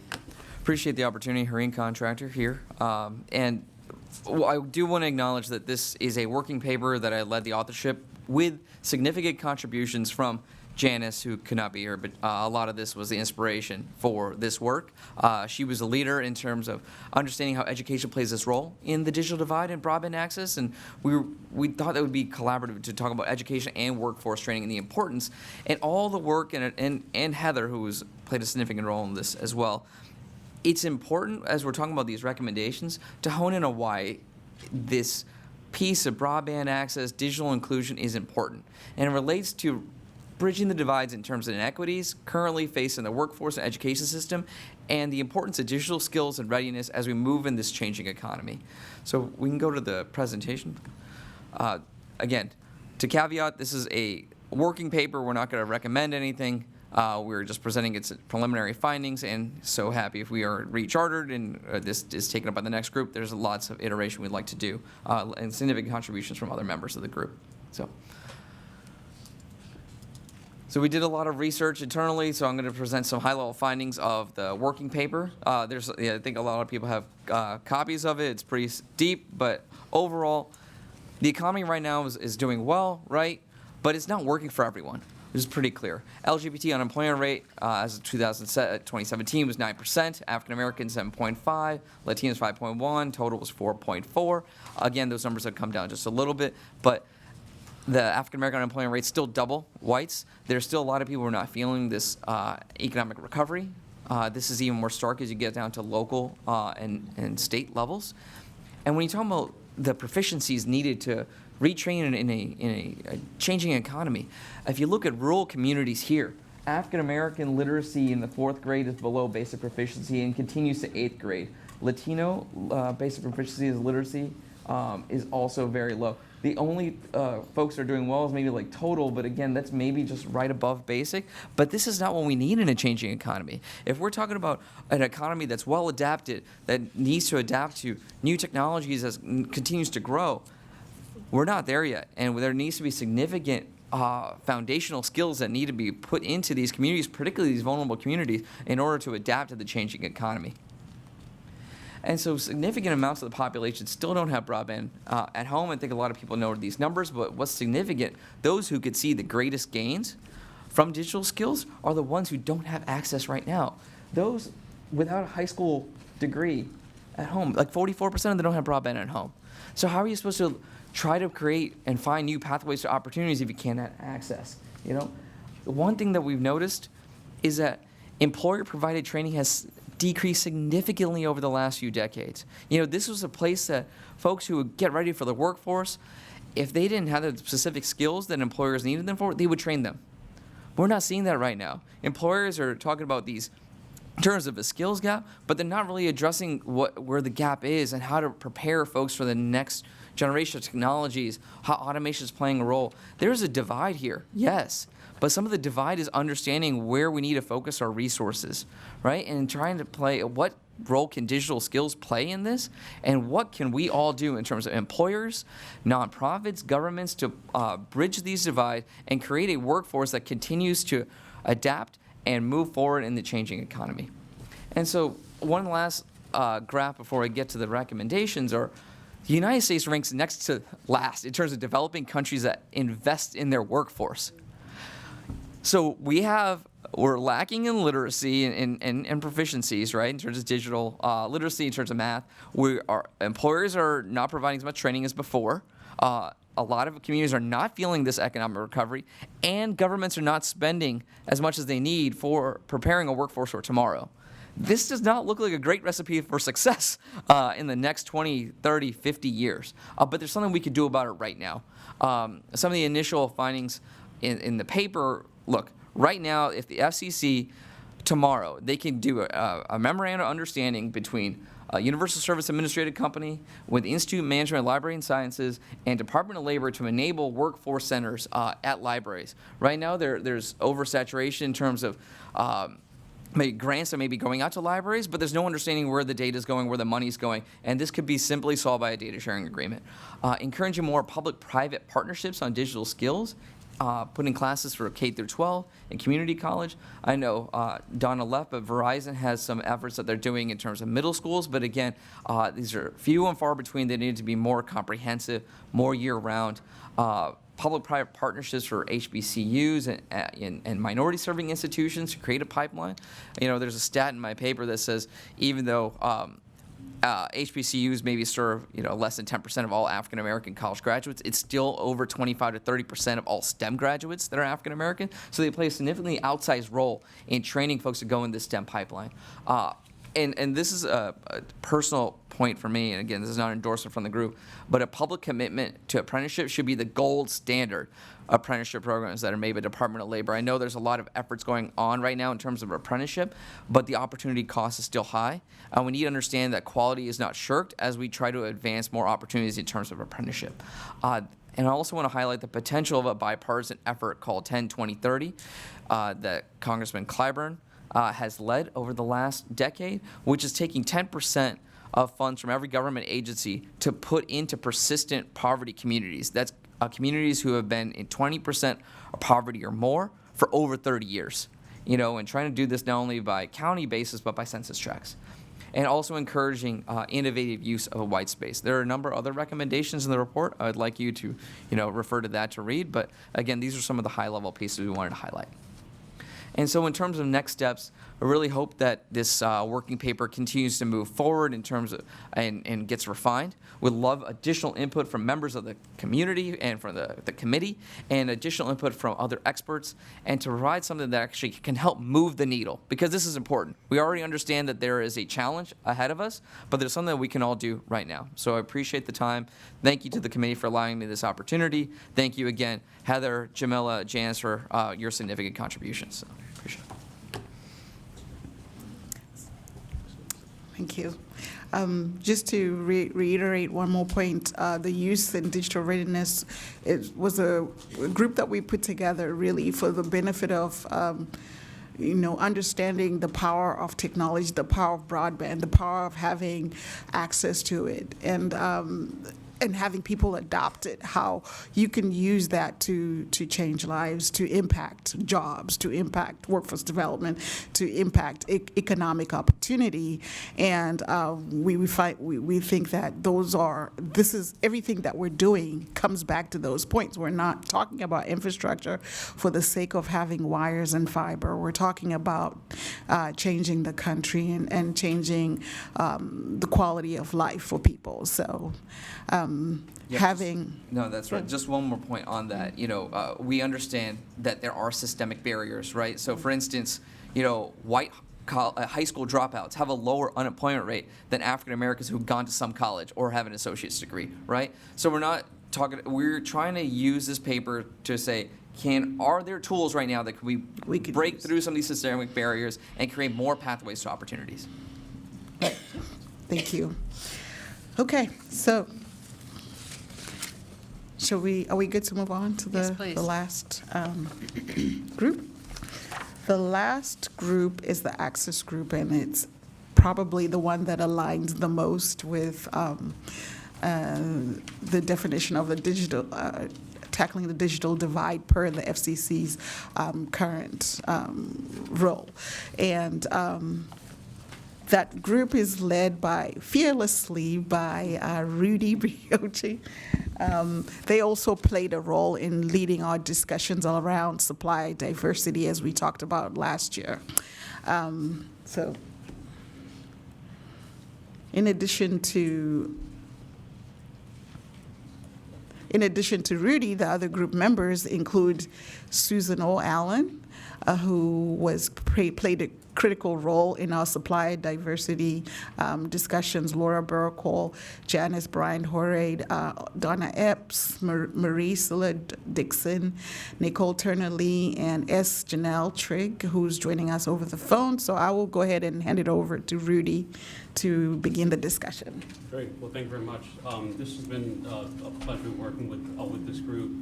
On behalf of myself and Donna Epps from Verizon, who was the co-chair of this sub-working group, we were able to, not only do we have a very distinguished group of individuals, we had people who were really willing to really roll up their sleeves, put a lot of time in to reach consensus on many of these points. As we know that we've presented thus far on adoption use, now we're going to present on access. This is probably one of the more divisive issues, policy issues in Washington, D.C., particularly here at the FCC. We sought to make sure that we engage in a way that helps advance the ball forward. How do we develop a framework, a set of consensus recommendations that would provide the basis for this issue to continue to be worked on in other iterations of this diversity committee. So we started off by recognizing that in the 21st century, in this digital economy, access to broadband is a prerequisite to access for employment, educational opportunities, health, medical information, community engagement, news, and political participation. To say that broadband is essential is frankly an understatement. We all know that it is. But the challenge is, how do we ensure that everyone has access to this very meaningful, equalizing tool that would help and empower individuals, not only as individuals but also as citizens.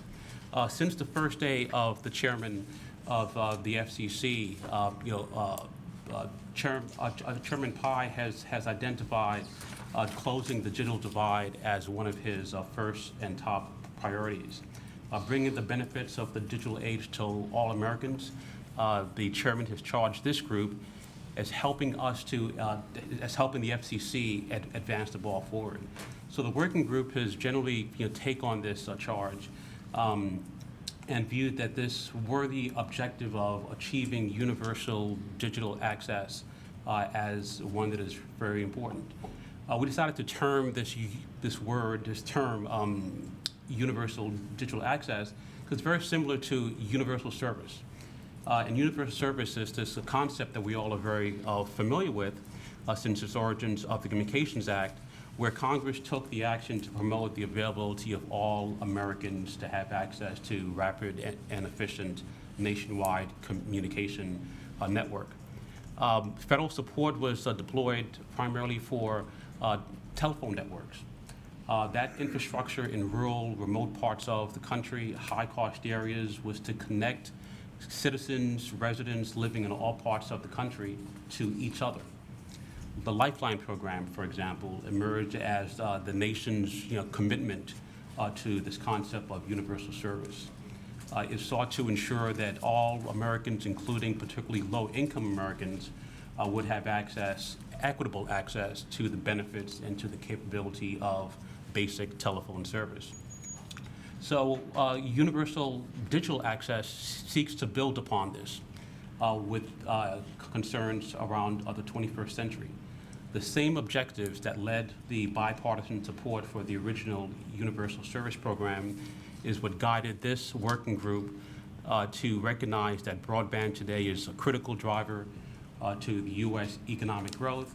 It could also transform the daily lives of Americans. So broadband connectivity not only creates jobs, strengthens the U.S. position as an effective global competitor, it could also bring the promise of e-commerce, news, entertainment, digital health to both the unserved and the underserved communities in urban, suburban, rural communities. So with that in mind, we recognize that there are several underlying causes of the digital divide. In order to reach this over 21.3 million Americans in this expedited fashion, it required a multifaceted approach.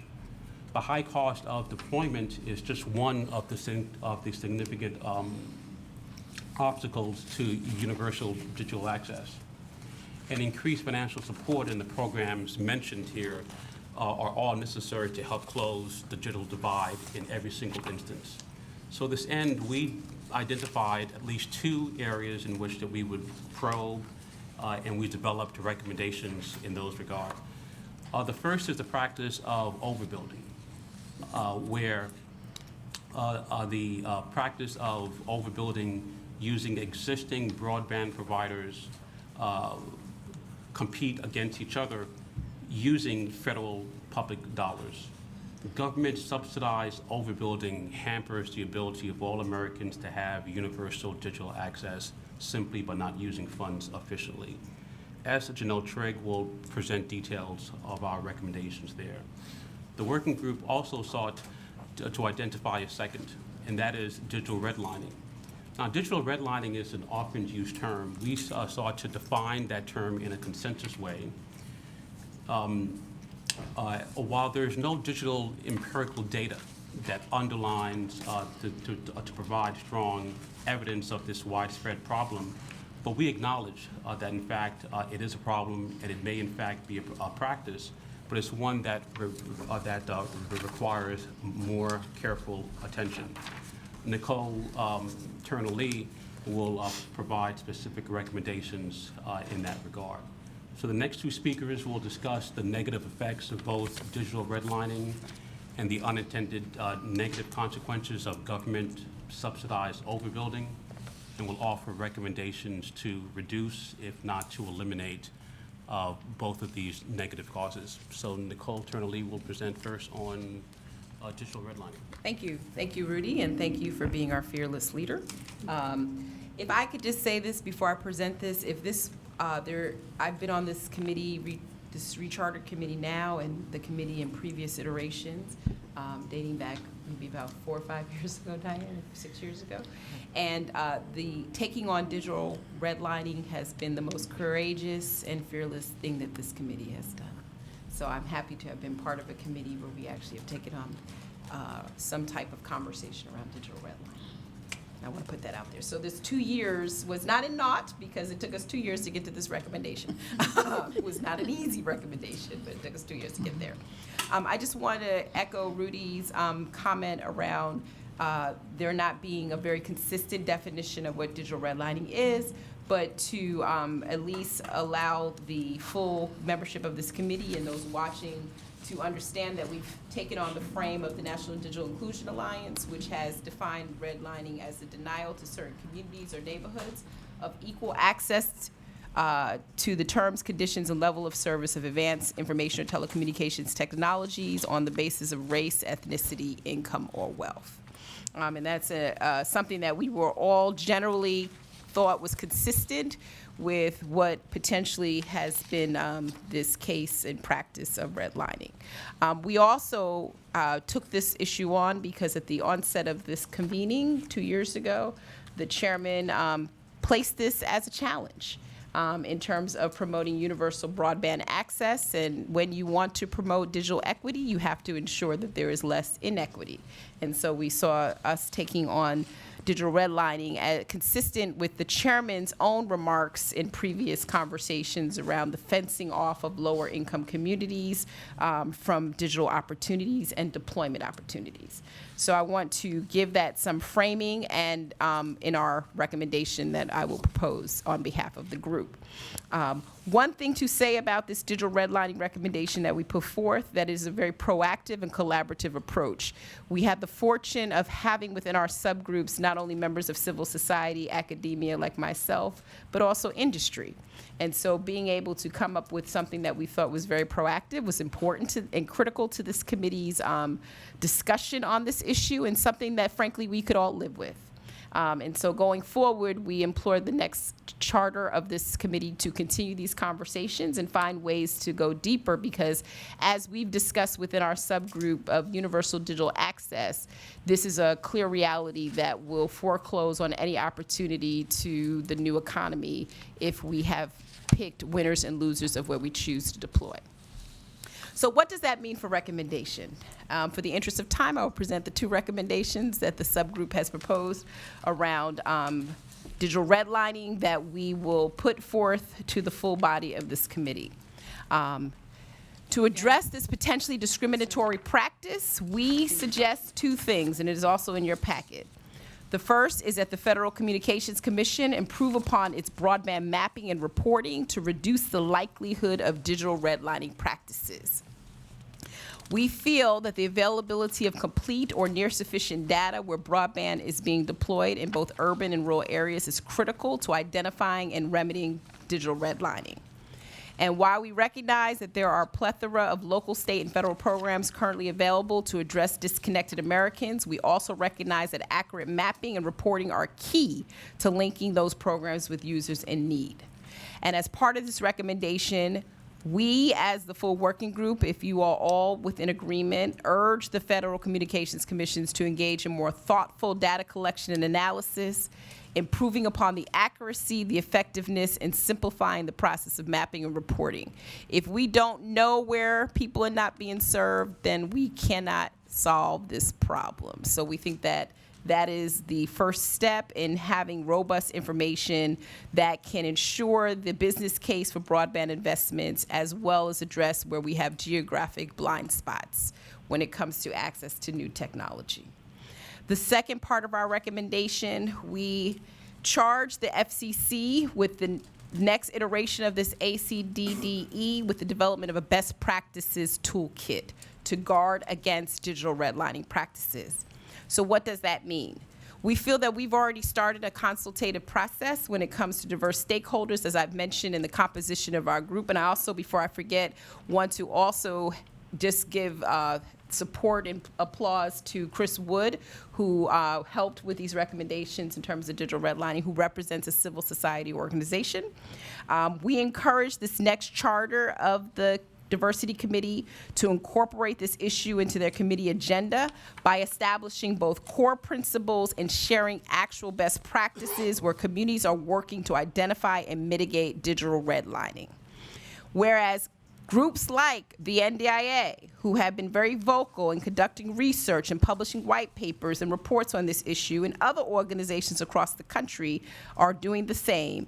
We feel that the FCC and members of this committee should compile and share such activities as part of the toolkit against redlining. We propose that industry also be involved in the development of those core principles. So what we're suggesting here, again, is a collaborative process to come up with a best practice toolkit to stop this practice. And we feel at this stage, because again, as Rudy has indicated, there are various definitions of what redlining could potentially be. And some of them, which we got as close to the NDIA one, because there were other definitions that some of us brought forth to the table that are not worth at this time to actually acknowledge. But we feel that more work needs to be done to nuance this, but to be very proactive in ensuring that no community gets left behind. If we look at the digital divide from a supply and demand construct, then the supply has to be as robust as the programs that actually promote the demand. And so that's why, Madam Chairwoman, we put this forth as a recommendation before this committee that curing or potentially identifying this problem should be of significance to this commission and of greatest significance to this diversity committee. And we have some tools and measurements for how we can start this process, and we hope that it will continue. So again, we put forth those 2 concrete recommendations for consideration by the full working group: precise mapping and data collection, and the proposition of a toolkit going forward to guard against this potentially discriminatory practice. And would you like to make and this is on page 5, for those Yes. of you that are looking it's in the Universal Digital Access, page 5. So while there's a lot of conversation that we've had around it, I wanted you to be clear on what it is that's being recommended. Yeah, and Madam Chairwoman, Janelle Trigg is going to present, I think, part 2 that's not necessarily connected to redlining, but it also falls within the access subgroup. So not sure if we want to get approval from the working group of the membership on this particular recommendation now, or if you'd like to reserve it for later. They're not connected, though. Go ahead. Yeah, this is one integrated report, right? So we're going to move to the next part of the... Well, we did approve the previous sub-piece. So we can approve this sub-piece, and then whatever else you may recommend, we can discuss it and decide at that Okay. time. So perhaps if you would like to move that we accept this recommendation? Yes, but Madam Chair, I would like to move that Thank we you. vote on this. Thank you. Heather, do we have a second? Second. Thank you. And is there more discussion? Yes. Just a question. I thought the last point you made, Nicole, you served a... Susan, could you speak into the mic? Thank you. I thought the last point you made may perhaps be a third recommendation, if it is appropriate. That is that the FCC works together with the private sector and other stakeholders to come together and create an environment, an ecosystem to make sure the mapping, the data collection all come together in one place. Right now, it seems to be they're all in silos. So if it is still appropriate, maybe you could consider and charge the next working group to add that as a third action item. It is Okay. very specific. So I'm clear. So I think, Susan, thank you for that consideration, and anyone chime in. I think the first point is to have everyone work together, as I mentioned, to make it more collaborative so we don't piecemeal it. So the mapping would be collaboratively done, and the best practice toolkit would be collaboratively done. So I think we could actually get to the same outcomes. And it would be a matter of the next committee to determine the process for getting there. Unfortunately, we have to resubmit our names, so can't predetermine the method in which they reach, but would that be okay to keep those? Sure. intact? I missed that part. Okay, I thank was you. falling asleep after the heavy lunch. You're not supposed to say you're falling asleep. Is there any more discussion on the question? Yeah, just a question. It talks Certainly. about the recommended principles and framework, talk about terrestrial broadband service. How does it take into consideration future technologies that may... Could you speak into the mic, please? Yes. The question was, this refers to terrestrial broadband service. How does it take into consideration these recommended principles and framework, future technology that seems to be around the corner? You know, that is a very interesting question from our fellow committee person, and anybody can chime in. We did not contextualize it for emerging technologies, given the fact that we have a persistent digital divide right now within our subgroup. We sort of see this as a trail of a narrative, a full narrative. But I would, for the purpose of not giving less leeway to the next chartered committee, I think that that's something that should go into the record of this meeting. And as the next committee is chartered, as we propose that they take this on, that they may want to look at issues, I think what you're talking about related to emerging technologies and bias and discrimination and all these other issues that are sort of finding their way into the 22nd century of new technology, or emerging technologies. So totally agree with you, Madam Chairman, for the purposes of the minutes of this meeting to actually capture that, but I would recommend that we keep the recommendations as is. Just, and the other thing, at least from our perspective, at least from my perspective, what we wouldn't want is this roving process where we're essentially searching for discriminatory practices across the board. It seems like in this particular case, the way the digital redlining issue has emerged over time, it's one that has actually been focused primarily on terrestrial broadband service itself. And so we thought that that was a rich area in order for the committee to work in this identified space, as opposed to have a much broader mandate of potentially, emerging technology, which frankly at this point in time, it's difficult to understand how that's actually going to unfold, how that's going to be deployed, the extent to which that access will or will not be an issue. So it's better for us to deal with this defined space as opposed to being much more speculative and deal with a broader category. Right. Although if I can just chime in on Rudy's comment. So I actually, in part, agree with Rudy, but I also agree with you that these emerging technologies do have baked-in bias and discrimination that we will have to pay attention to. I think for the purpose of the FCC and our charge on the deployment side, looking more so at the network itself as opposed to the application discrimination that is sort of coming to fruition in various use cases could be a worthwhile exercise, but it wasn't within the charge of this, of our committee at this point. But I do want to acknowledge what you're saying is a valid point and is coming down the pipe. Thank you. Okay. Other comments, questions? All right, let's call the question. All in favor of moving these forward to a full committee recommendation, please say aye. Aye. Opposed? Okay, thank you. Nay? Any of those opposed, please signify by nay. All right, please let the record show we have unanimous support for the recommendations to move forward. Thank you. And now, as Janelle Trigg will present the second half of the report on overbuilding using subsidized federal and state dollars. Okay. Overbuilding. Janelle? Yes, thank you, Madam Chairman. Thank you, Heather. Thank you, Rudy, for the introduction and your leadership on our great working group. Good afternoon, everyone. My name is S. Janelle Trigg, and I'm pleased to represent the Wireless Internet Service Providers Association. I would have liked to have joined you today, but I'm out of town celebrating a landmark family occasion. While the digital divide has narrowed substantially in previous years, it's estimated that today more than 21 million Americans still do not have access to high-speed broadband at home or at work.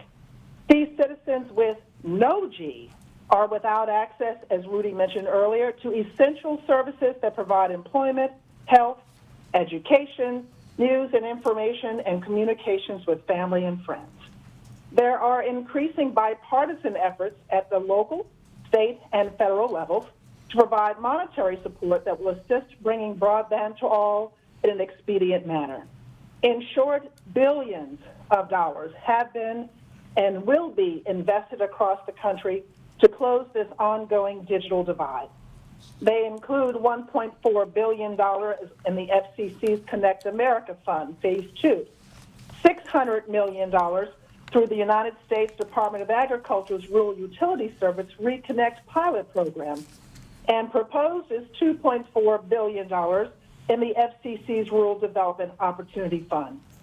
These funds and programs are in addition to the hundreds of millions already distributed by USDA's Community Connect broadband grants, the RUS Rural Broadband Access Loan and Loan Guarantee programs, NTIA's Broadband Technology Opportunities Program, also known as BTOP, and of course, various local and state level programs. Another bipartisan concern of both government and industry alike is government subsidized overbuilding.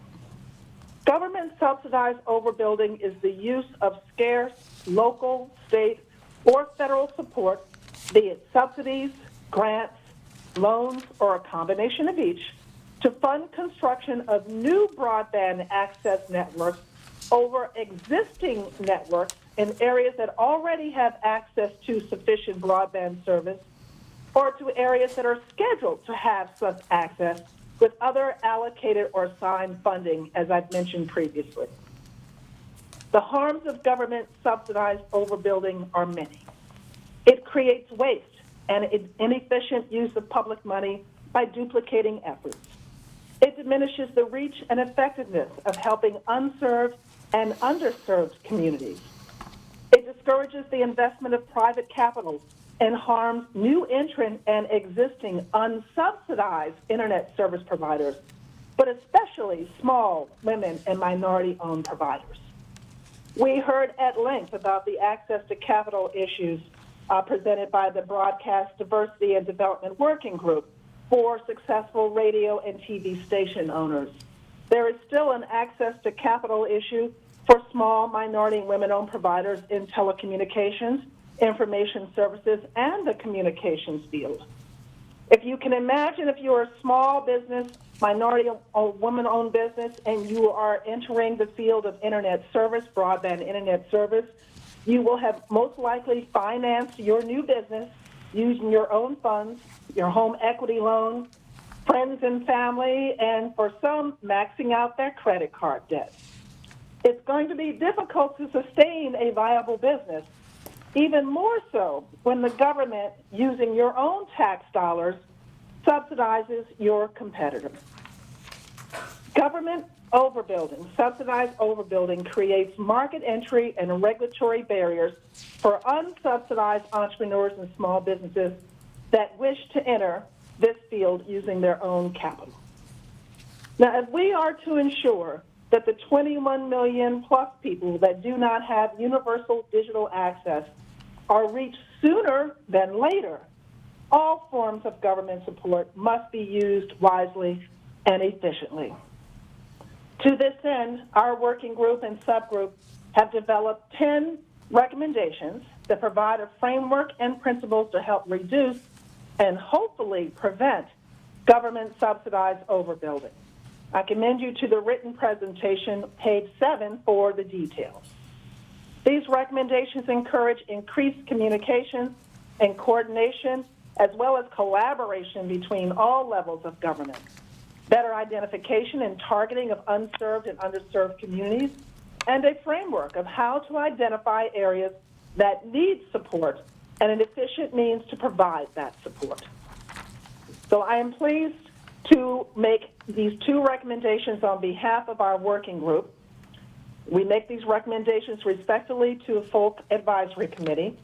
The first, that the ACDDE approve the recommended framework and principles to, among other things, help better allocate local, state, and federal public funding to designated areas that lack sufficient access to terrestrial broadband service.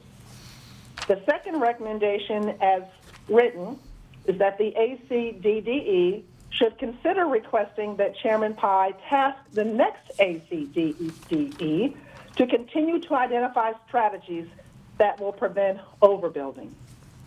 Madam Chair, I would like to propose a friendly amendment to the second recommendation. I believe we want this esteemed committee to request that Chairman Pai task the next ACDDE, not just consider requesting that Chairman Pai. So I'd like to eliminate the word consider and reframe the second recommendation to that the ACDDE request that Chairman Pai task the next advisory committee to continue to identify strategies that will prevent overbuilding. I thank you very much for this opportunity, and on behalf of our Access subgroup, we welcome your comments and questions. Thank you, Janelle. Heather? Yes. On behalf Madam of, Chair? how would you like to look at this? Is that a recommendation from the group as a whole to remove that word? Yes. Okay, so the group as a whole is recommending that Yes. that be redone. And does everyone see where we are on page 6? The bottom of page 6. Yes. So we would remove the word consider Yes. from the recommendation? All right, so then as you are recommending, it is as written with the word consider removed. Is that correct? That is correct. All right. And with the word requesting, eliminate the ing. Yeah, so. Understand, and taking off the ing, so it is that the ACDD requests that Chairman Pai task. All right, is everyone clear on what we're suggesting now? And would you like to make that motion, please? Yes, I would. I'd like to recommend the 10 principles and frameworks as written on page 7.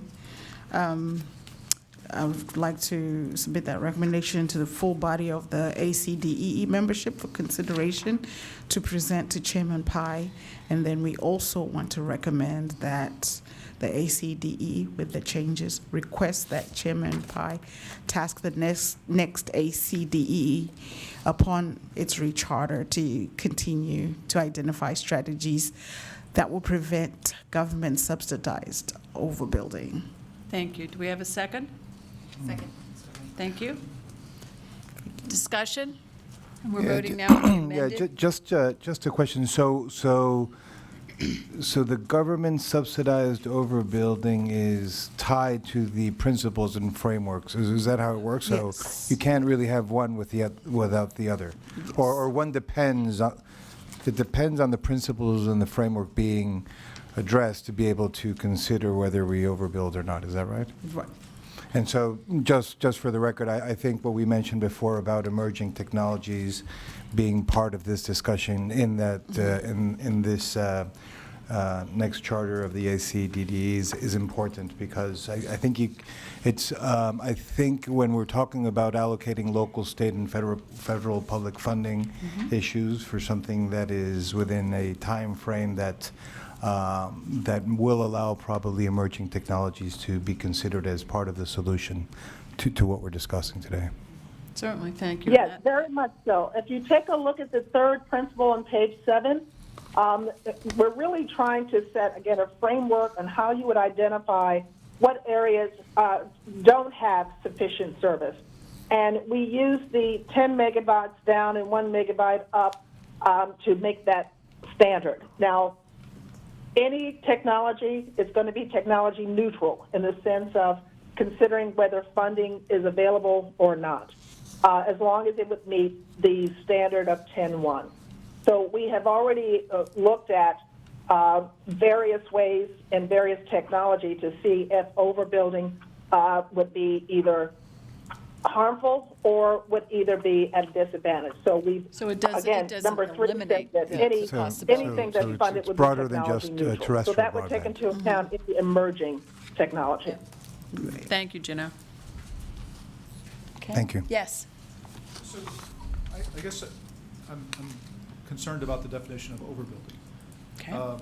So if you have one provider that's got at least 10.1, I guess the question is, does that mean an additional provider that would be overbuilding? Because I guess in my experience, it's helpful to have choices. And certainly, my parents and I grew up in a rural household in Iowa.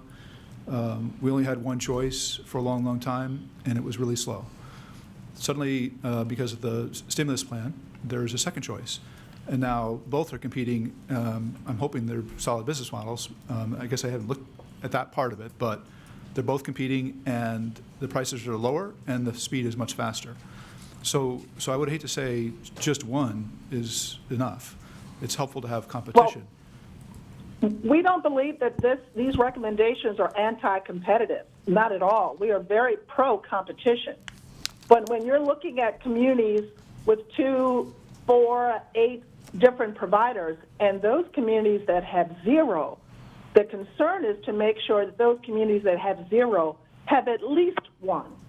Again, the role is, the objective, the overall objective is to ensure that everyone has universal digital access. So we have to reach those communities that have no G first, and that's why the 10.1 standard was set. Understand that 10.1 is not a slow service. 10.1, you can still do very excellent gaming. You can also do web surfing and email, and as well as connected devices. So 10.1 is still a very good speed as a minimum speed. Note that we're not anti-competition. We just want to make sure everyone has service first before the funds are allocated elsewhere. Does that, Brent, does that Yeah, give you? yeah, so I guess under current, just last question, under current Certainly. law, we're saying that there isn't a provision that incentivizes projects that are in underserved areas. I guess I thought that was already kind of the idea that if you're applying for these funds, you've got to apply for them in areas that are underserved, but not necessarily strictly saying that means just 1. It could be 2, but I wouldn't think 3 or 4. We wish it was a particular law, but unfortunately it's not. And we've seen instances where funding from a state level will override federal level, or federal funding from the FCC may be dispersed over an area that's already been allocated by the Rural Utility Service. We'd very much like to see these principles and framework incorporated into legislation. That would be wonderful. Or at least set some standards that before you allocate, you ensure that there's really unserved communities there. And underserved would mean someone who has very slow service under 10.1. So ideally, we'd love for everyone to have 25.3 speed services. But when there's areas, again, that have 0 service, that's the priority. And unfortunately, the state of regulatory as well as legislative language does not reflect that. Yeah, and that's similar how I read it in terms of my example from the working paper, which was a data sharing between, USAC, IMLS, and Department of Labor. For instance, E-rate program is, capped at a certain amount. If there's certain libraries that are applying for it, but also are getting, grants from IMLS or from the state agency, it would behoove USAC to give that money that's already getting, to another library that does not have access or, getting funding from IMLS or from a local agency. So that's how I read it. Does that make sense? Yeah. I think you raised something. Therefore, we're talking about incentivizing broadband build-out, right? So, okay. I mean, It's where the onus is. Is it with the consumer with one option, or is it through taxes and subsidized building with 2 options? Right. I'm sorry, I didn't hear the question. No, it was just a comment. It's where, back to Brent's point, it's where the onus on the one option for broadband in a community is then, the onus is on the consumer to potentially overpay, for lack of a better word, if there is no competition. And so I think that's what Brent was pointing out. It's either with the consumer or with and through tax and building or not overbuilding. Well, again, this is just government subsidized overbuilding. This does not prohibit another provider on its own capital to come in and provide competition to any given area. Our concern is that if the government, and this is at all levels of government, and the government funding comes from our tax dollars, if our tax dollars are to be spent in the most economic and expedient and efficient manner, then we want those tax dollars to go to areas that need it first or have the worst service as a priority. If everyone is taken care of and the country is operating at a minimum 10.1 with some areas having multiple competitors, then you can reallocate funding to ensure there's increased competition. But it's right now, we've got pockets of the country that have no provider at all. In fact, DSL would be a windfall. And that's unfortunate. And that's what we're trying to ensure, that it's tax dollars that aren't being used, that are being used in the most efficient and effective manner. Thank you. Is there any other discussion? Then we'll call the question. All in favor, please say aye. Aye. Opposed? Aye. Okay. So it has been passed and will be passed along to the chairman. Madam Co-Chair, are there other comments you'd like to make? No. Once again, thank you. That concludes our working group presentation. Again, thank you for the opportunity to serve as the chair of the Digital Empowerment and Inclusion Working Group. It has really been an honor. And other than that, that concludes our presentation. Thank you. Thank you. Are there any comments from the public or anyone on the phone? Anything you would like to add to these proceedings? Yes, sir, please do. Please identify yourself if you would, please. Oh, okay. Hi, is this on? Oh. Yes, it is. Hi, my name is Spencer Sims. I'm a software developer from Los Angeles, California. Went to HBCU, majored in theology and computer science, and now I'm a software developer working on apps and services and other kinds of things. I had a question about the impact on not just for minority communities, but what will happen if relating to net neutrality, if there are such programs where certain individuals or companies are able to have higher priority fast lanes, and other groups who may not be able to afford such faster speeds will be regulated to more slower environments. Has the committee kind of addressed or looked at the impact of that, and also the impact of 5G and the next these next networks on not only software developers but other communities who may not be able to pay more money to access faster internet speeds if net neutrality is de-implemented in the infrastructure? I don't know if that was a clear enough question or not. Well, thank you. I appreciate your question, and thank you for being here. That was not part of the purview of this particular advisory group. We were not tasked with looking at that issue or looking at the impact of those particular issues. If anyone has a comment they'd like to add, but that is not really the work in which the purview of this particular working group. So the subject matter that we discussed today has been what we were tasked with looking at. So I don't know if anyone has a comment that they'd like to add, but that was not part of our chartered items to be discussed. But thank you for your question. I would concur with what Chair Suter has said, but I will, Mr. Sims, make sure that your question gets referred to the office of Chairman Pai, and someone from that office will answer your question. Thank you very much. Thank you. Thank you for being here. Any other comments, questions? We have spent the last 2 years working in the trenches together, and I have so appreciated the opportunity to be a part of it, to see all of the work that you have done, and I will tell you that there has not been a group ever with more passion than this one. The conversations have been spirited, have been interesting, and the kinds of questions that you have asked are really important. To reach consensus, you have all had to participate, to share your knowledge, to share your talents, and for that I think that on behalf of certainly the Commission and me as your chair, I thank you for that. We hopefully have inched the process forward, that the Committee 2.0 will take the work that has been done here and will move it forward again. But first, I have to thank the FCC staff. You all have made it work. You have made it run smoothly, so thank you, thank you, thank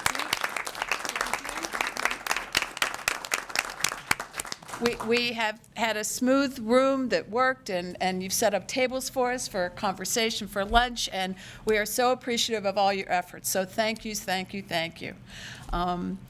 Thank you to the 3 sub-chairs who have worked tirelessly, and boy, I hope your day jobs still exist. That's all I can say, because I know how much work you have done, and I have so appreciated your letting me listen in and be part, and so thank you for that. To Anna, who has been my great co-chair, not to mention the one who has fed us. Yes, thank you, thank you, thank you, thank you.